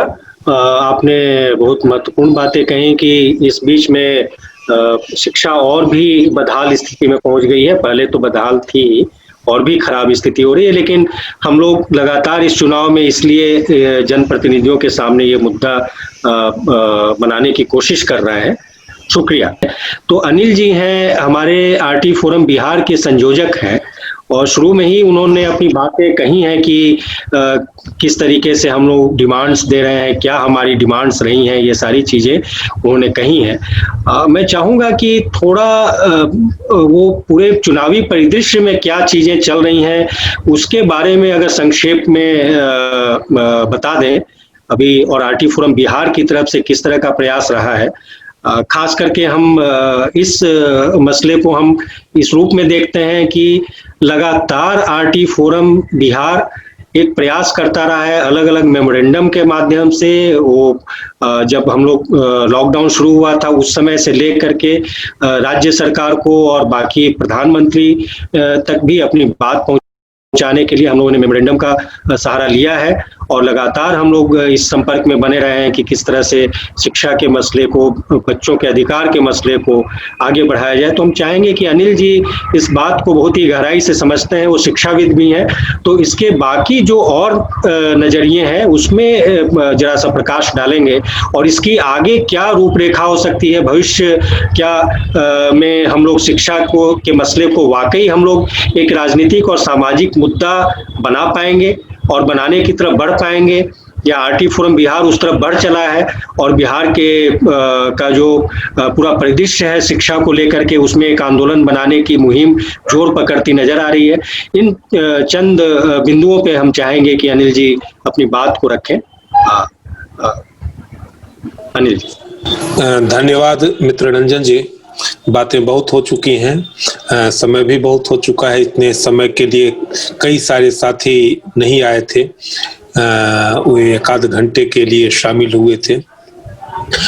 फिर भी जैसा कि मैंने शुरू में ही कहा कि मैं फिर से आरटी फोरम के साथियों को बधाई देता हूं, उनका शुक्रिया अदा करता हूं कि शिक्षा के मुद्दे को उन्होंने राजनीतिक मुद्दा, राजनीतिक बहस का मुद्दा तो बना ही दिया है, लेकिन बात इतनी दूर तक पर्याप्त नहीं है। राजनीति ने उस बात को इसलिए एडॉप्ट किया है चूंकि वह जनाकांक्षा है। मुख्य बात है कि जनाकांक्षा को मजबूत बनाना, कि लोग जब मांग करने लगेंगे, लोग जब चाहने लगेंगे कि शिक्षा मुकम्मल रूप से प्राप्त हो, तब जाकर के राजनीतिक दलों के लिए भी यह विवशता होगी कि वे शिक्षा को अपने राजनीतिक एजेंडे में शामिल करेंगे। इसके लिए हम बहुत दूर तक इस चुनाव में के दौरान हम कह सकते हैं कि बहुत दूर तक हम यह आगे बढ़े हैं और बहुत दूर तक हमें यह सफलता मिली है। इसी के लिए मैं शुक्रिया अदा करना चाहता हूं। लेकिन साथियों, बात इतनी ही पर्याप्त नहीं है कि हमने राजनीतिक दलों के बीच इसको चर्चा का विषय बनवा दिया।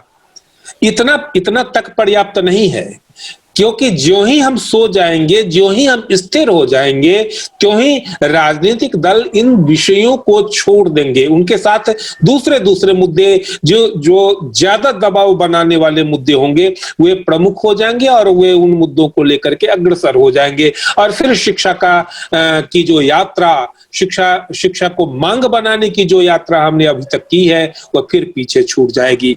इसीलिए सारे साथियों से मेरी लगातार यह अपील रही है कि इस जनाकांक्षा को, अब गांव के लोग भी, मैं टीवी पर देखता हूं कि जब एंकर जाता है तो लोग कहते हैं कि हमारा स्कूल बदहाल है, एंकर को लोग कहते हैं कि हमारे स्कूल में शिक्षक नहीं है। लोग यह मांग करने लगे हैं कि स्कूल बेहतर, सरकारी स्कूल बेहतर स्थिति में हो। यह हमारे प्रयास की सफलता है, लेकिन इसको लगातार इस मुद्दे को बनाए रखना हमारी जरूरत भी है। तभी राजनीति के कानों में यह सुगबुगाहट होगी और वह तब इस स्थिति को, इस बदतर स्थिति को बेहतर स्थिति बनाने की तरफ वह कदम बढ़ाएगी। यही अपील मैं सारे साथियों से करता हूं कि लगातार इस मांग को बनाए रखें, अभी चुनाव के समय में भी और चुनाव के बाद भी उतनी शिद्दत के साथ, उतने ही जोर से, उतनी ही निष्ठा के साथ और उतनी ही मजबूती के साथ, तभी हम शिक्षा की यह जो बदहाल तस्वीर है, इस तस्वीर को बदलने में कामयाब होंगे। सारे साथियों को अब तक की सफलता के लिए बधाई और आगे की सफलता के लिए कि हम मुकम्मल मुकाम प्राप्त कर सके, इसके लिए सारे साथियों को मेरी तरफ से यह अपील है। इन्हीं शब्दों के साथ मैं अपनी बात समाप्त करता हूँ। धन्यवाद। बहुत बहुत शुक्रिया अनिल भाई। और आपने निश्चित तौर पे ये बहुत महत्वपूर्ण बात कही कि अभी जो हम इस पूरे मुद्दे को एक आगे जब तक लेकर के नहीं जाएंगे और लगातार इसको हम अपने उसको बढ़ाते नहीं रहेंगे, लोगों के साथ जोड़े नहीं रहेंगे, अपने जनप्रतिनिधियों को भी लगातार फॉलो अप नहीं करते रहेंगे, तब तक ये शिक्षा जो है आगे एक मुहिम बनने का प्रयास जो है वो सफल नहीं होगा। मैं डॉक्टर उज़मा अशर हूँ, मैं एक साइकोथेरेपिस्ट हूँ, उसके साथ साथ मैं रिहैबिलिटेशन और काउंसलिंग भी करती हूँ। सो आई वाज वेटिंग कि कोई स्पेशल एजुकेशन के बारे में बात करेगा, बट कोई इस पे फोकस नहीं किया। तो हम आप लोगों से या फिर अनिल अंकल से, मतलब मेरे एक कॉमन सवाल है कि स्पेशल एजुकेशन पे क्या होना चाहिए, अगर 2 मिनट आप हमें समझा देते या क्या हुआ है, या मतलब कोई फोकस नहीं है, कोई बात नहीं है, क्योंकि ये भी एक बहुत बहुत अहम मुद्दा है बात करने का। And as I am the section of the I deal with the children who are mentally retarded, so I deal with their special education. I'm a special educator also of a mental retarded children.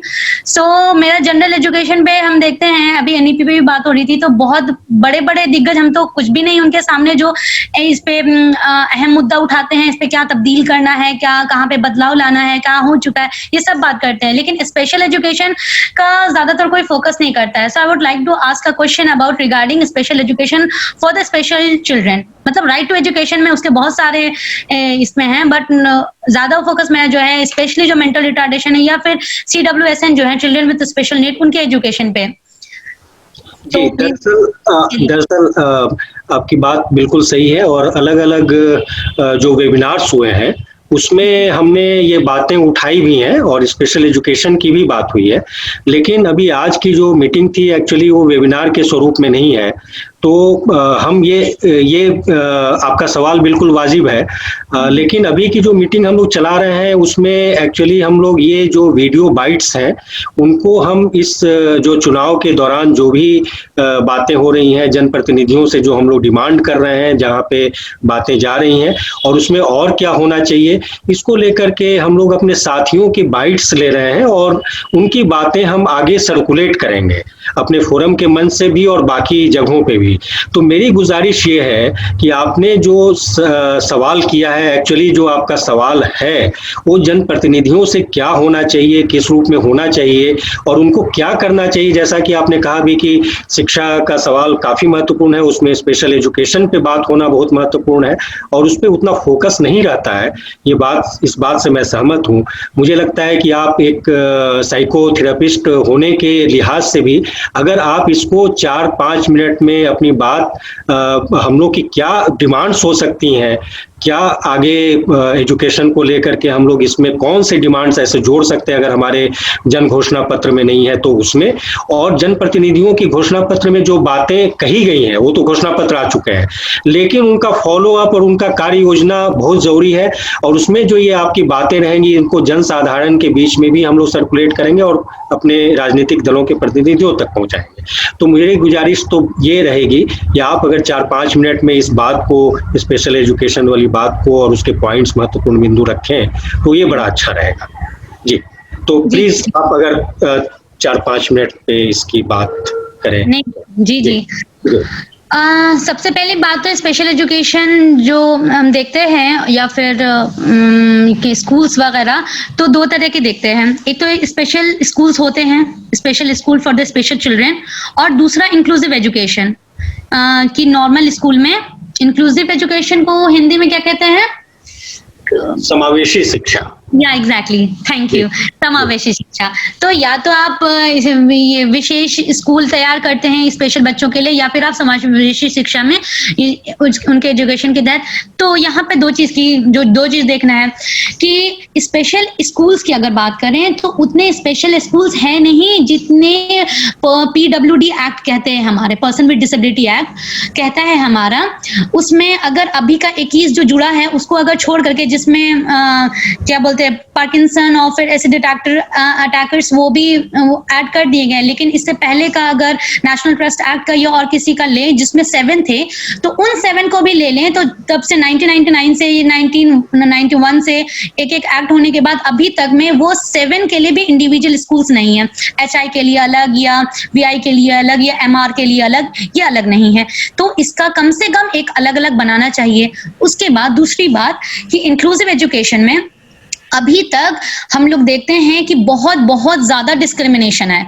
हम लोग ने इसको inclusive education तो आया हुआ है, तो इसको थोड़ा सा अब हम उतना उस फील्ड के अंदर रहे तो हम इसमें क्या पॉइंट हो सकता है उसको पॉइंट आउट कर सकते हैं, लेकिन हमसे ज्यादा समझदार लोग हैं जो ये कह सकते हैं कि इसके अंदर क्या चीज की जरूरत है जो इंक्लूसिव एजुकेशन बेटर हो। इंक्लूसिव एजुकेशन है इसमें, लेकिन जब विजिट करते हैं हम लोग या काउंसलिंग करते हैं तो फिर हम लोग देखते हैं कि या तो बहुत सारे स्कूल में अपॉइंट्स लिए ही नहीं जाते हैं, मतलब 98% में नहीं लिए जाते हैं, और 2% में लिए भी जाते हैं तो बहुत ज्यादा डिस्क्रिमिनेशन फैक्टर है जिसको हटाने की जरूरत है।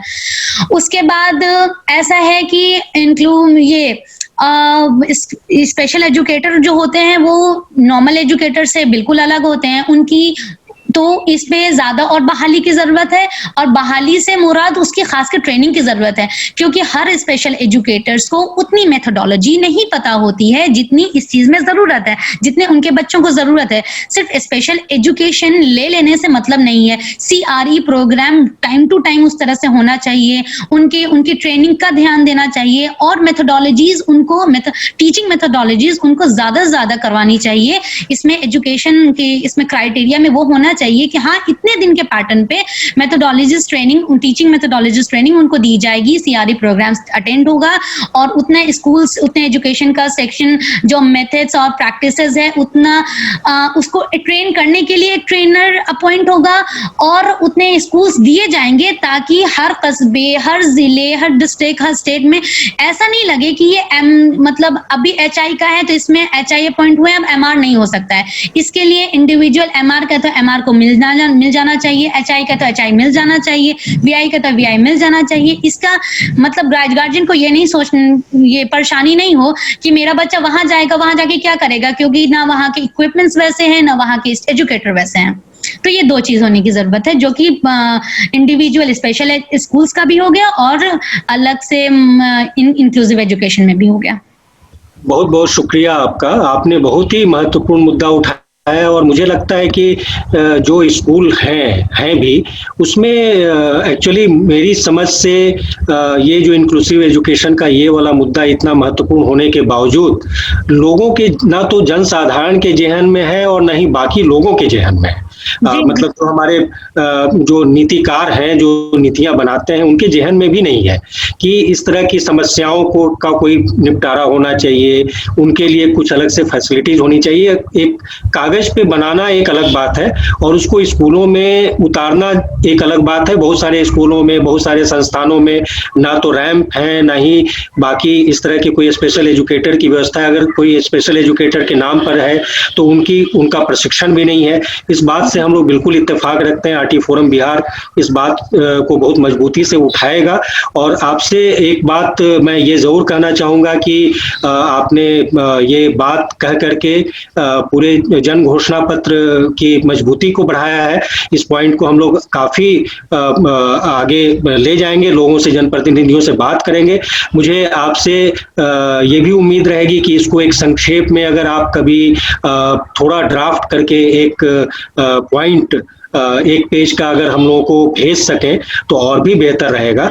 और एक चीज मैं बिल्कुल ही समझना चाहूंगा कि क्या आपने अपने पूरे क्षेत्र में जहां भी आप काम करती रही हैं उसमें आपने ये महसूस किया कि लोगों के पास ये जो पूरा शिक्षा का ही नहीं पहलू, मतलब ये जीवन का जो ये पहलू है, ये जो साइकोलॉजिकल प्रॉब्लम्स हैं, जो बाकी और प्रॉब्लम्स हैं, उसमें लोगों का ध्यान क्यों नहीं रहता है? और अगर उनका ध्यान नहीं रहता है तो फिर हमारे जनप्रतिनिधि उसको वोट बटोरने का मुद्दा नहीं मानते।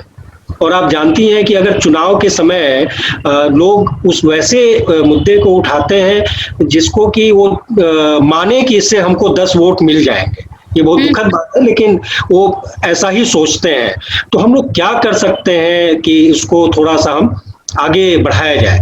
इस पे अगर आप एक आध मिनट की बात आप रखें कि इसको कैसे हम लोग मिल करके आगे बहुत फोर्सिबली बढ़ा सकते हैं। हमारे एक साथी राकेश जी हैं जो विकलांग अधिकार मंच की तरफ से हमारे प्रतिनिधि हैं, कोर के मेंबर हैं, वो अभी क्षेत्र में है, तो अभी शायद वो चले गए हैं, लेकिन हम लोग इस पे आगे एक मुहिम चला सकते हैं।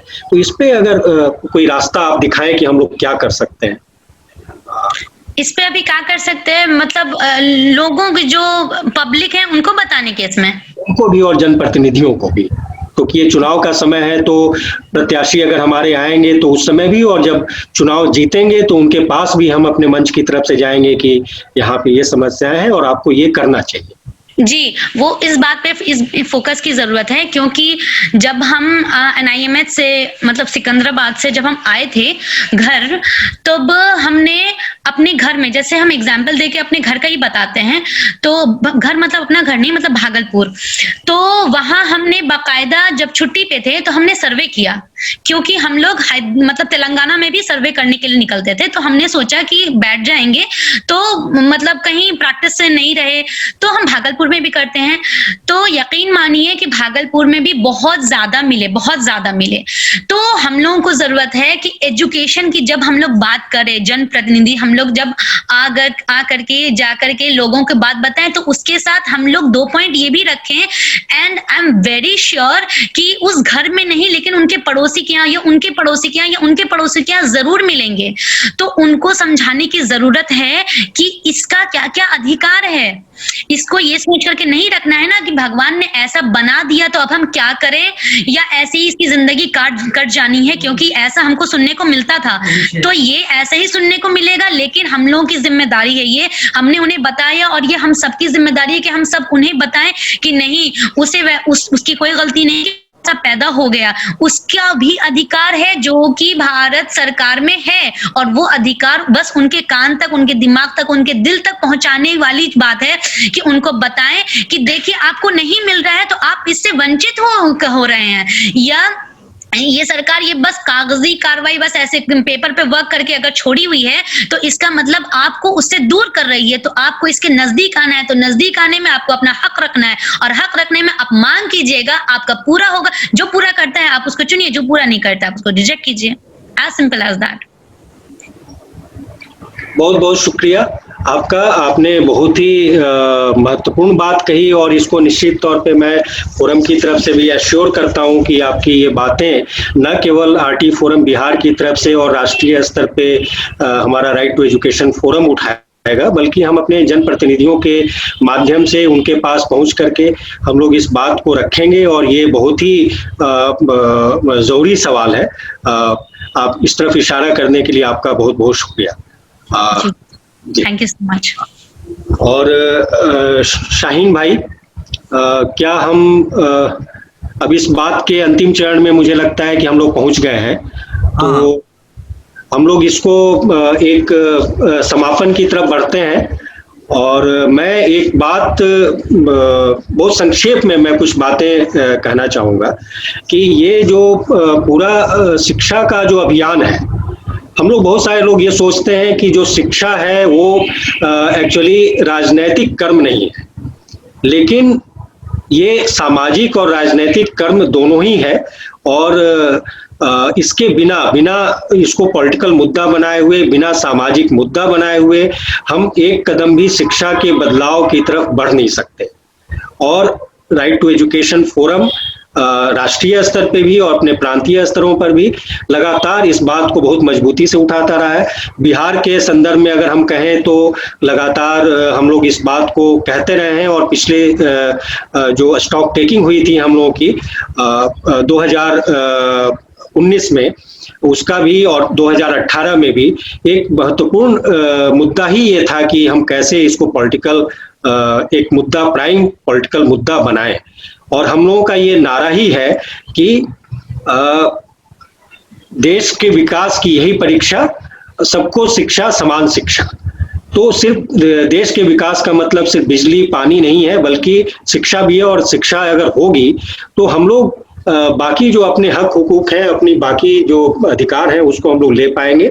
और अदरवाइज हम लोग इस बात से महरूम रहेंगे अपने हक से, अपने अधिकारों से। मुझे खुशी है इस बात की कि इस चीज़ को हमारे साथी हैं, हमारे डिस्ट्रिक्ट कन्वेनर्स हैं, हमारे राज्यों के जो साथी हैं और जो हमारे ग्रास रूट साथी हैं, अपने संगठनों के माध्यम से भी वो लगातार इस बात को उठाते रहे हैं, लोगों तक ले जाते रहे हैं। पिछले लोकसभा के चुनाव में भी देखिए, मैं आपको एक ये पर्चा मैं दिखा रहा हूँ, जो कि एक, हालांकि स्क्रीन पे अभी जिस तरह से दिख रहा है, ये एक राष्ट्रीय अभियान हमने चलाया था और एक लगातार हम लोग इस पे बात करते रहे हैं कि शिक्षा को कैसे हम लोग राजनीतिक मुद्दा बनाया जाए। और अपने लोकसभा इलेक्शन में भी हमने प्रत्याशियों को, जनप्रतिनिधियों को अपनी मांगे दी थी, अपने घोषणा पत्र दिए थे और उनसे प्लेस कार्ड पे, संकल्प पत्र पे हस्ताक्षर भी कराए थे। मुझे खुशी है इस बात की कि बिहार के तमाम जिलों में जहां पे अभी चुनाव का दूसरा चरण का प्रचार शायद आज थम जाएगा और अभी 3 तारीख को मतदान भी होना है, उसमें शिक्षा और बच्चों के अधिकार और महिलाओं के का जो अधिकार है, उनकी सुरक्षा का सवाल है, बालिका शिक्षा के उत्थान का सवाल है। ये सब सवाल अब बन करके सामने आ रहे हैं। मैं कहूंगा कि एनडीए के घोषणा पत्र में भी, भाजपा के घोषणा पत्र में भी अगर 3 लाख शिक्षकों की बहाली की बात होती है, जो कि लगातार सवाल उठते रहे थे शिक्षक संगठनों की तरफ से और आरटी फोरम की तरफ से भी, उस पे निश्चित तौर पे उनकी दृष्टि गई है और वो किसी न किसी रूप में उनके जनप्रतिनिधि भी, उनके नीतिकार भी एक दबाव महसूस कर रहे हैं, जिसमें उन्होंने कहा कि 3 लाख शिक्षकों की बहाली हम लोग आने के 1 साल के भीतर करेंगे। इसी तरह से हम देखते हैं कि जो हमारी आरजेडी का घोषणा पत्र है, कांग्रेस का घोषणा पत्र है, उनके जो कम्युनिस्ट पार्टियों के जो घटक अन्य घटक दल हैं, जो कम्युनिस्ट पार्टियों के रूप में सीपीआई-एमएल, सीपीआई और सीपीएम, इन सबके चुनावी घोषणा पत्रों में ये वायदे किए गए हैं और मेरा मानना है कि ये वायदे अचानक निकल करके नहीं आए हैं। एक सुचिंतित तरीके से जो लगातार अभियान चल रहा है, न केवल आरटी फोरम बल्कि आरटी फोरम के साथ आने वाले अन्य संगठन भी और जो मुख्तलिफ संगठन है, जो ऐसा नहीं है कि सिर्फ राइट टू एजुकेशन फोरम ही, निश्चित तौर पे हम लोग उस प्रोसेस को लीड कर रहे थे कई जगहों पे। और हमारा ये मानना है कि अलग अलग जो सामाजिक संगठन है, उनको एक साथ जोड़ करके, एक प्लेटफॉर्म पे ला करके, उनके मुद्दों को जोड़ करके अगर हम बात कहेंगे तभी वो आगे फोर्सिबली आ पाएगी। तो इन सारी चीजों को देखते हुए मुझे लगता है कि अभी आज के दौर में ये एक महत्वपूर्ण मुद्दा बन पाया है। आज ये भी एक मुद्दा बन पा रहा है कि शिक्षकों के ऊपर अतिरिक्त बोझ न लादा जाए और ये उनको गैर शैक्षणिक कर्मचारियों की नियुक्ति की जाए। ये बातें भी घोषणा पत्र में, राजनीतिक दलों के घोषणा पत्र में निकल करके आ रही हैं। इसके लिए बहुत ही जद्दोजहद की गई है और अनिल जी के बात से मैं बिल्कुल सहमत हूँ। हमारा राइट टू एजुकेशन फोरम के जो प्रांतीय संयोजक हैं हमारे, और बहुत ही मुस्तैदी के साथ वो न केवल शिक्षा के मसले को आगे बढ़ाते हैं, बल्कि शिक्षा के पूरे मसले को एक शिक्षाविद के नजरिए से, उस चश्मे से और जन पक्षधर जो पूरा दृष्टिकोण है, उससे वो देखने की कोशिश करते हैं कि ये शिक्षा कहाँ तक लोगों के बीच पहुंच रही है, आम जनमानस के बीच पहुंच रही है, आम जनसाधारण के बीच पहुंच रही है, उनका मानस कैसे बन रहा है। तो मुझे बड़ी खुशी है कि इस बात की कि केवल ये शिक्षा नीति जो अभी आई है सिर्फ उसी संदर्भ में नहीं, बल्कि बाकी अन्य बातों को लेकर के भी आज जनता ये सवाल उठाने लगी है कि हमें और स्कूल चाहिए, हमें हर पंचायत में स्कूल चाहिए, हमें माध्यमिक स्कूल चाहिए, हमें प्राथमिक स्कूल चाहिए, हमें उच्च शिक्षा चाहिए, हमारा जो सेशन है वो रेगुलराइज होनी चाहिए। कल फतुहा की एक मीटिंग थी जिसमें कि इस बात को कहा गया और बार बार कहा गया और जनता ने भी ये सवाल उठाया कि हमारा अगर सेशन रेगुलर नहीं है, अगर हमें 6 साल में एक डिग्री मिलेगी तो फिर क्या बदलाव होगा। तो निश्चित तौर पे ये सवालात अगर जनता की तरफ से आ रहे हैं तो बड़ी खुशी की बात है और मुझे उम्मीद है कि आगे आने वाले समय में जनप्रतिनिधि हमारे इस मुहिम को ध्यान देंगे और शिक्षा को एक बदलाव का, सामाजिक बदलाव का एक जरिया बनाएंगे। और शिक्षा पे जो बजट है, न केवल बजट को बढ़ाने की तरफ बढ़ेंगे बल्कि उस बजट का क्या इस्तेमाल होगा उसको भी पारदर्शी तरीके से हमारे सामने रखेंगे और जनता के सामने रखेंगे। अगर ये इस काम को करने में आने वाली पार्टियां असफल रहती हैं तो उस पे भी हम लोग जोरदार तरीके से मुहिम चलाएंगे और पूरे बिहार में एक शिक्षा का एक व्यापक आंदोलन हम लोग शुरू करेंगे। इसको पूरे देश में एक फैलाव के तरीके से हम लोग इसको बढ़ाएंगे। इस बात के लिए हम लोग आगे बहुत ही मुस्तैदी के साथ बढ़ेंगे। इस बात के साथ मैं अपने सारे साथियों को धन्यवाद करता हूं और मैं चाहूंगा कि अनिल जी इस मीटिंग का समापन करें अपने 2 शब्दों के साथ। शाहीन जी अगर कुछ इस पे बोलना चाहें, क्योंकि ये पूरे मीटिंग का जो खाका है वो शाहीन जी ने तैयार किया है, तो मुझे लगता है कि शाहीन जी अगर अपने 2 शब्द इस बात पे कहें और उसके बाद अनिल जी इस मीटिंग का समापन करें। शुक्रिया। थैंक यू मितरंजन जी। नहीं, बात तो जो हम लोग कर रहे थे कि शिक्षा चुनाव का मुद्दा बनना चाहिए और बिहार इलेक्शन में हम देख रहे हैं कि सारे पार्टी, चाहे वो भाजपा हो, कांग्रेस हो, सभी ने शिक्षा को एक अहम मुद्दा बनाया है। इनफैक्ट जो हम बात करते थे KG to PG, ये भी एक पार्टी ने महागठबंधन लेके आया है कि KG to PG, हालांकि वो सिर्फ महिलाओं की बात कर रहे हैं, कम से कम एक स्टेप आया है तो KG to PG जो है फ्री एजुकेशन हो महिलाओं तक। उसके बाद हम फिर सबके लिए बात करेंगे। जैसे कॉमन स्कूल की बात हो रही थी, कॉमन स्कूल का भी बात लोगों ने कर रहे हैं, तो ये एक अच्छी बात है, ये अच्छा पहल है कि बिहार से ही सही लेकिन शिक्षा एक इम्पोर्टेंट मुद्दा बन रहा है और हमें इसको फिर आने वाले दिनों में दूसरे प्रदेशों में, जैसे उसके बाद बंगाल जाएगा, फिर बिहार, फिर यूपी होगा, कैसे इसको सस्टेन करें इस पे भी हमें सोचना होगा और ताकि ये आने वाले दिनों में ये नेशनल मुद्दा भी बने। जब तक ये इलेक्शन का मुद्दा नहीं बनेगा तब तक शिक्षा पे नेता लोगों का, गवर्नमेंट का उतना ज्यादा जो है ध्यान नहीं जाएगा। और 22%, हम तो बात करते थे 10वां भाग 10%, लेकिन जो है गठबंधन ने कहा है कि वो अगर आती है तो बजट का 22% एजुकेशन पे लाएगी। ये बहुत ही अच्छी बात है और हमें जो है इस बात को लेकर के आगे बढ़ना होगा। तो मैं यही कहूंगा कि बिहार के साथी ने काफी अच्छे तरह से कैंपेन किया है, एडवोकेसी अच्छी हुई है, जो हम वहां के मैनिफेस्टो में उसका रिफ्लेक्ट हो रहा है।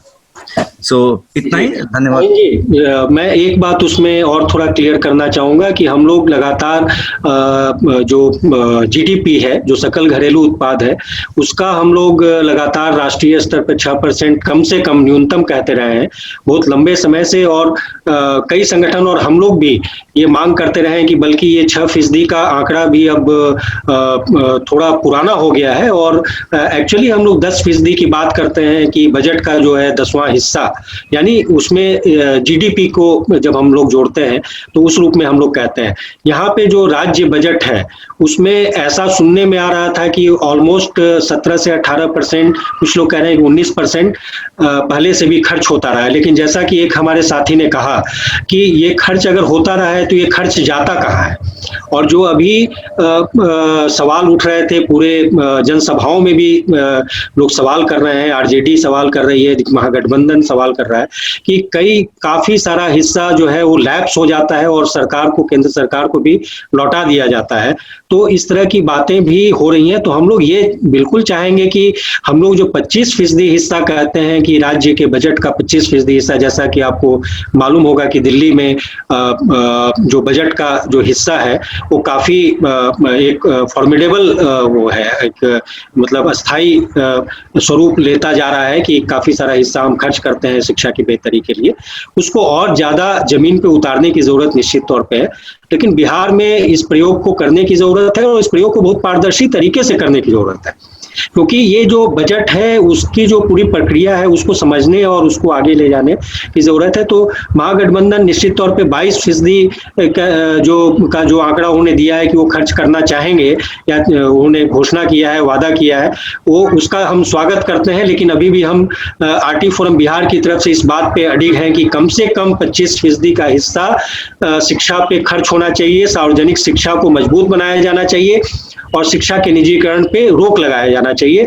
तभी हम अधिकांश जो गरीब हैं, वंचित तबके हैं, हाशिए के तबके हैं, उन तक हम पहुंच पाएंगे। बहुत बहुत शुक्रिया शाहीन भाई इस पूरे मीटिंग को एक स्वरूप देने के लिए। और मुझे लगता है कि काफी सारे साथियों की बातें, बहुत महत्वपूर्ण बातें हमारे सामने आई हैं। ये और भी आगे हम लोग इसको लगातार इस मुहिम को चलाते रहेंगे, बढ़ाते रहेंगे।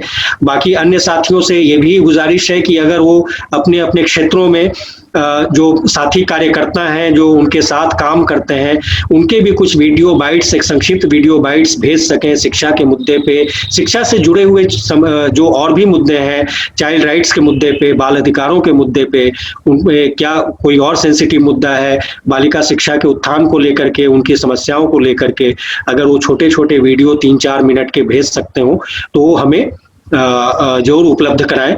अनिल जी को, राजीव जी के माध्यम से, और भी जो हमारे वहाँ के साथी हैं बिहार के, क्योंकि काफ़ी सारे साथी अभी नहीं आ पाए और वो संभव भी नहीं था कि एक छोटी सी मीटिंग में ये हो पाए। और लेकिन और दूसरी बात नेटवर्क की भी रहती है। तो ये सारी बातें, तो इसके साथ ही मैं अपनी बात खत्म करता हूँ और अनिल जी को से मैं गुजारिश करता हूँ कि एक हमें 2 शब्द उद्बोधन करके इस बात को कर सकते। धन्यवाद मित्र रंजन जी। सारे साथियों का मैं शुक्रिया अदा करता हूँ कि इस अभियान को, जिस अभियान को हमने छेड़ा था, जिस अभियान के में हम साथी हैं, वो अभियान एक परवान चढ़ रहा है। मगर आज विजय की रात पहर हुए सावधान रहना। मुख्य बात यह है कि अमूमन यह होता है कि जब हमें विजय हासिल होने लगती है उस समय हम जरा असावधान हो जाते हैं, निश्चिंत हो जाते हैं। कारण भी होता है कि हम लड़ते लड़ते इतना थक गए होते हैं कि हम आराम करना चाहते हैं। मगर यह स्वतंत्रता तभी कायम रहती है जब उसके लोग जगे हुए रहते हैं। जगे हुए लोग ही स्वतंत्र रह पाते हैं, लड़ते हुए लोग ही स्वतंत्र रह पाते हैं। यही लोकतंत्र का विधान है। इसलिए हमको इस विधान को का पालन करते हुए लगातार इस शिक्षा के प्रहरी के रूप में लगातार हमको जगे रहना है। आज की जो चर्चा हुई, जिन साथियों ने, जिन बहनों ने, जिन मित्रों ने अपनी अपनी बातें कही, बहुत समृद्ध अंदाज में और बहुत जमीनी हकीकत को उकेरते हुए, निश्चय ही हमारा जो यह अभियान है हम उसके वाइट्स बनाएंगे। शाहीन जी का भी बहुत शुक्रिया है कि उन्होंने इसके लिए अपनी सहमति दी है कि हम इसके लिए बाइट्स बनाएंगे टुकड़े टुकड़े करके, और उसको हम इधर उधर चारों तरफ प्लेटफॉर्म्स पर, व्हाट्सएप पर, यूट्यूब पर, फेसबुक पर, जहां तहां चारों तरफ व्यक्तिगत रूप से हम पोस्ट करेंगे। और यह बात भी हमारे उस अभियान की अगली कड़ी के रूप में उसको और भी ज्यादा मजबूत करने में सहायक होगा। आज की जो यह परिचर्चा हुई है, तो फिर इस अभियान की इस कड़ी के, इस मजबूत कड़ी को निर्मित करने के लिए मैं सारे साथियों का तहे दिल से शुक्रिया करता हूं और उम्मीद करता हूं कि हम इस अभियान को लगातार आगे की ओर बढ़ाते जाएंगे। और हम जिस मुकम्मल शिक्षा की हम बात सोचते हैं, जिस आदर्श शिक्षा की बात हम जो सोचते हैं, वह हम एक दिन हासिल करके रहेंगे। इसी उम्मीद के साथ मैं सारे साथियों का फिर शुक्रिया करता हूं। धन्यवाद।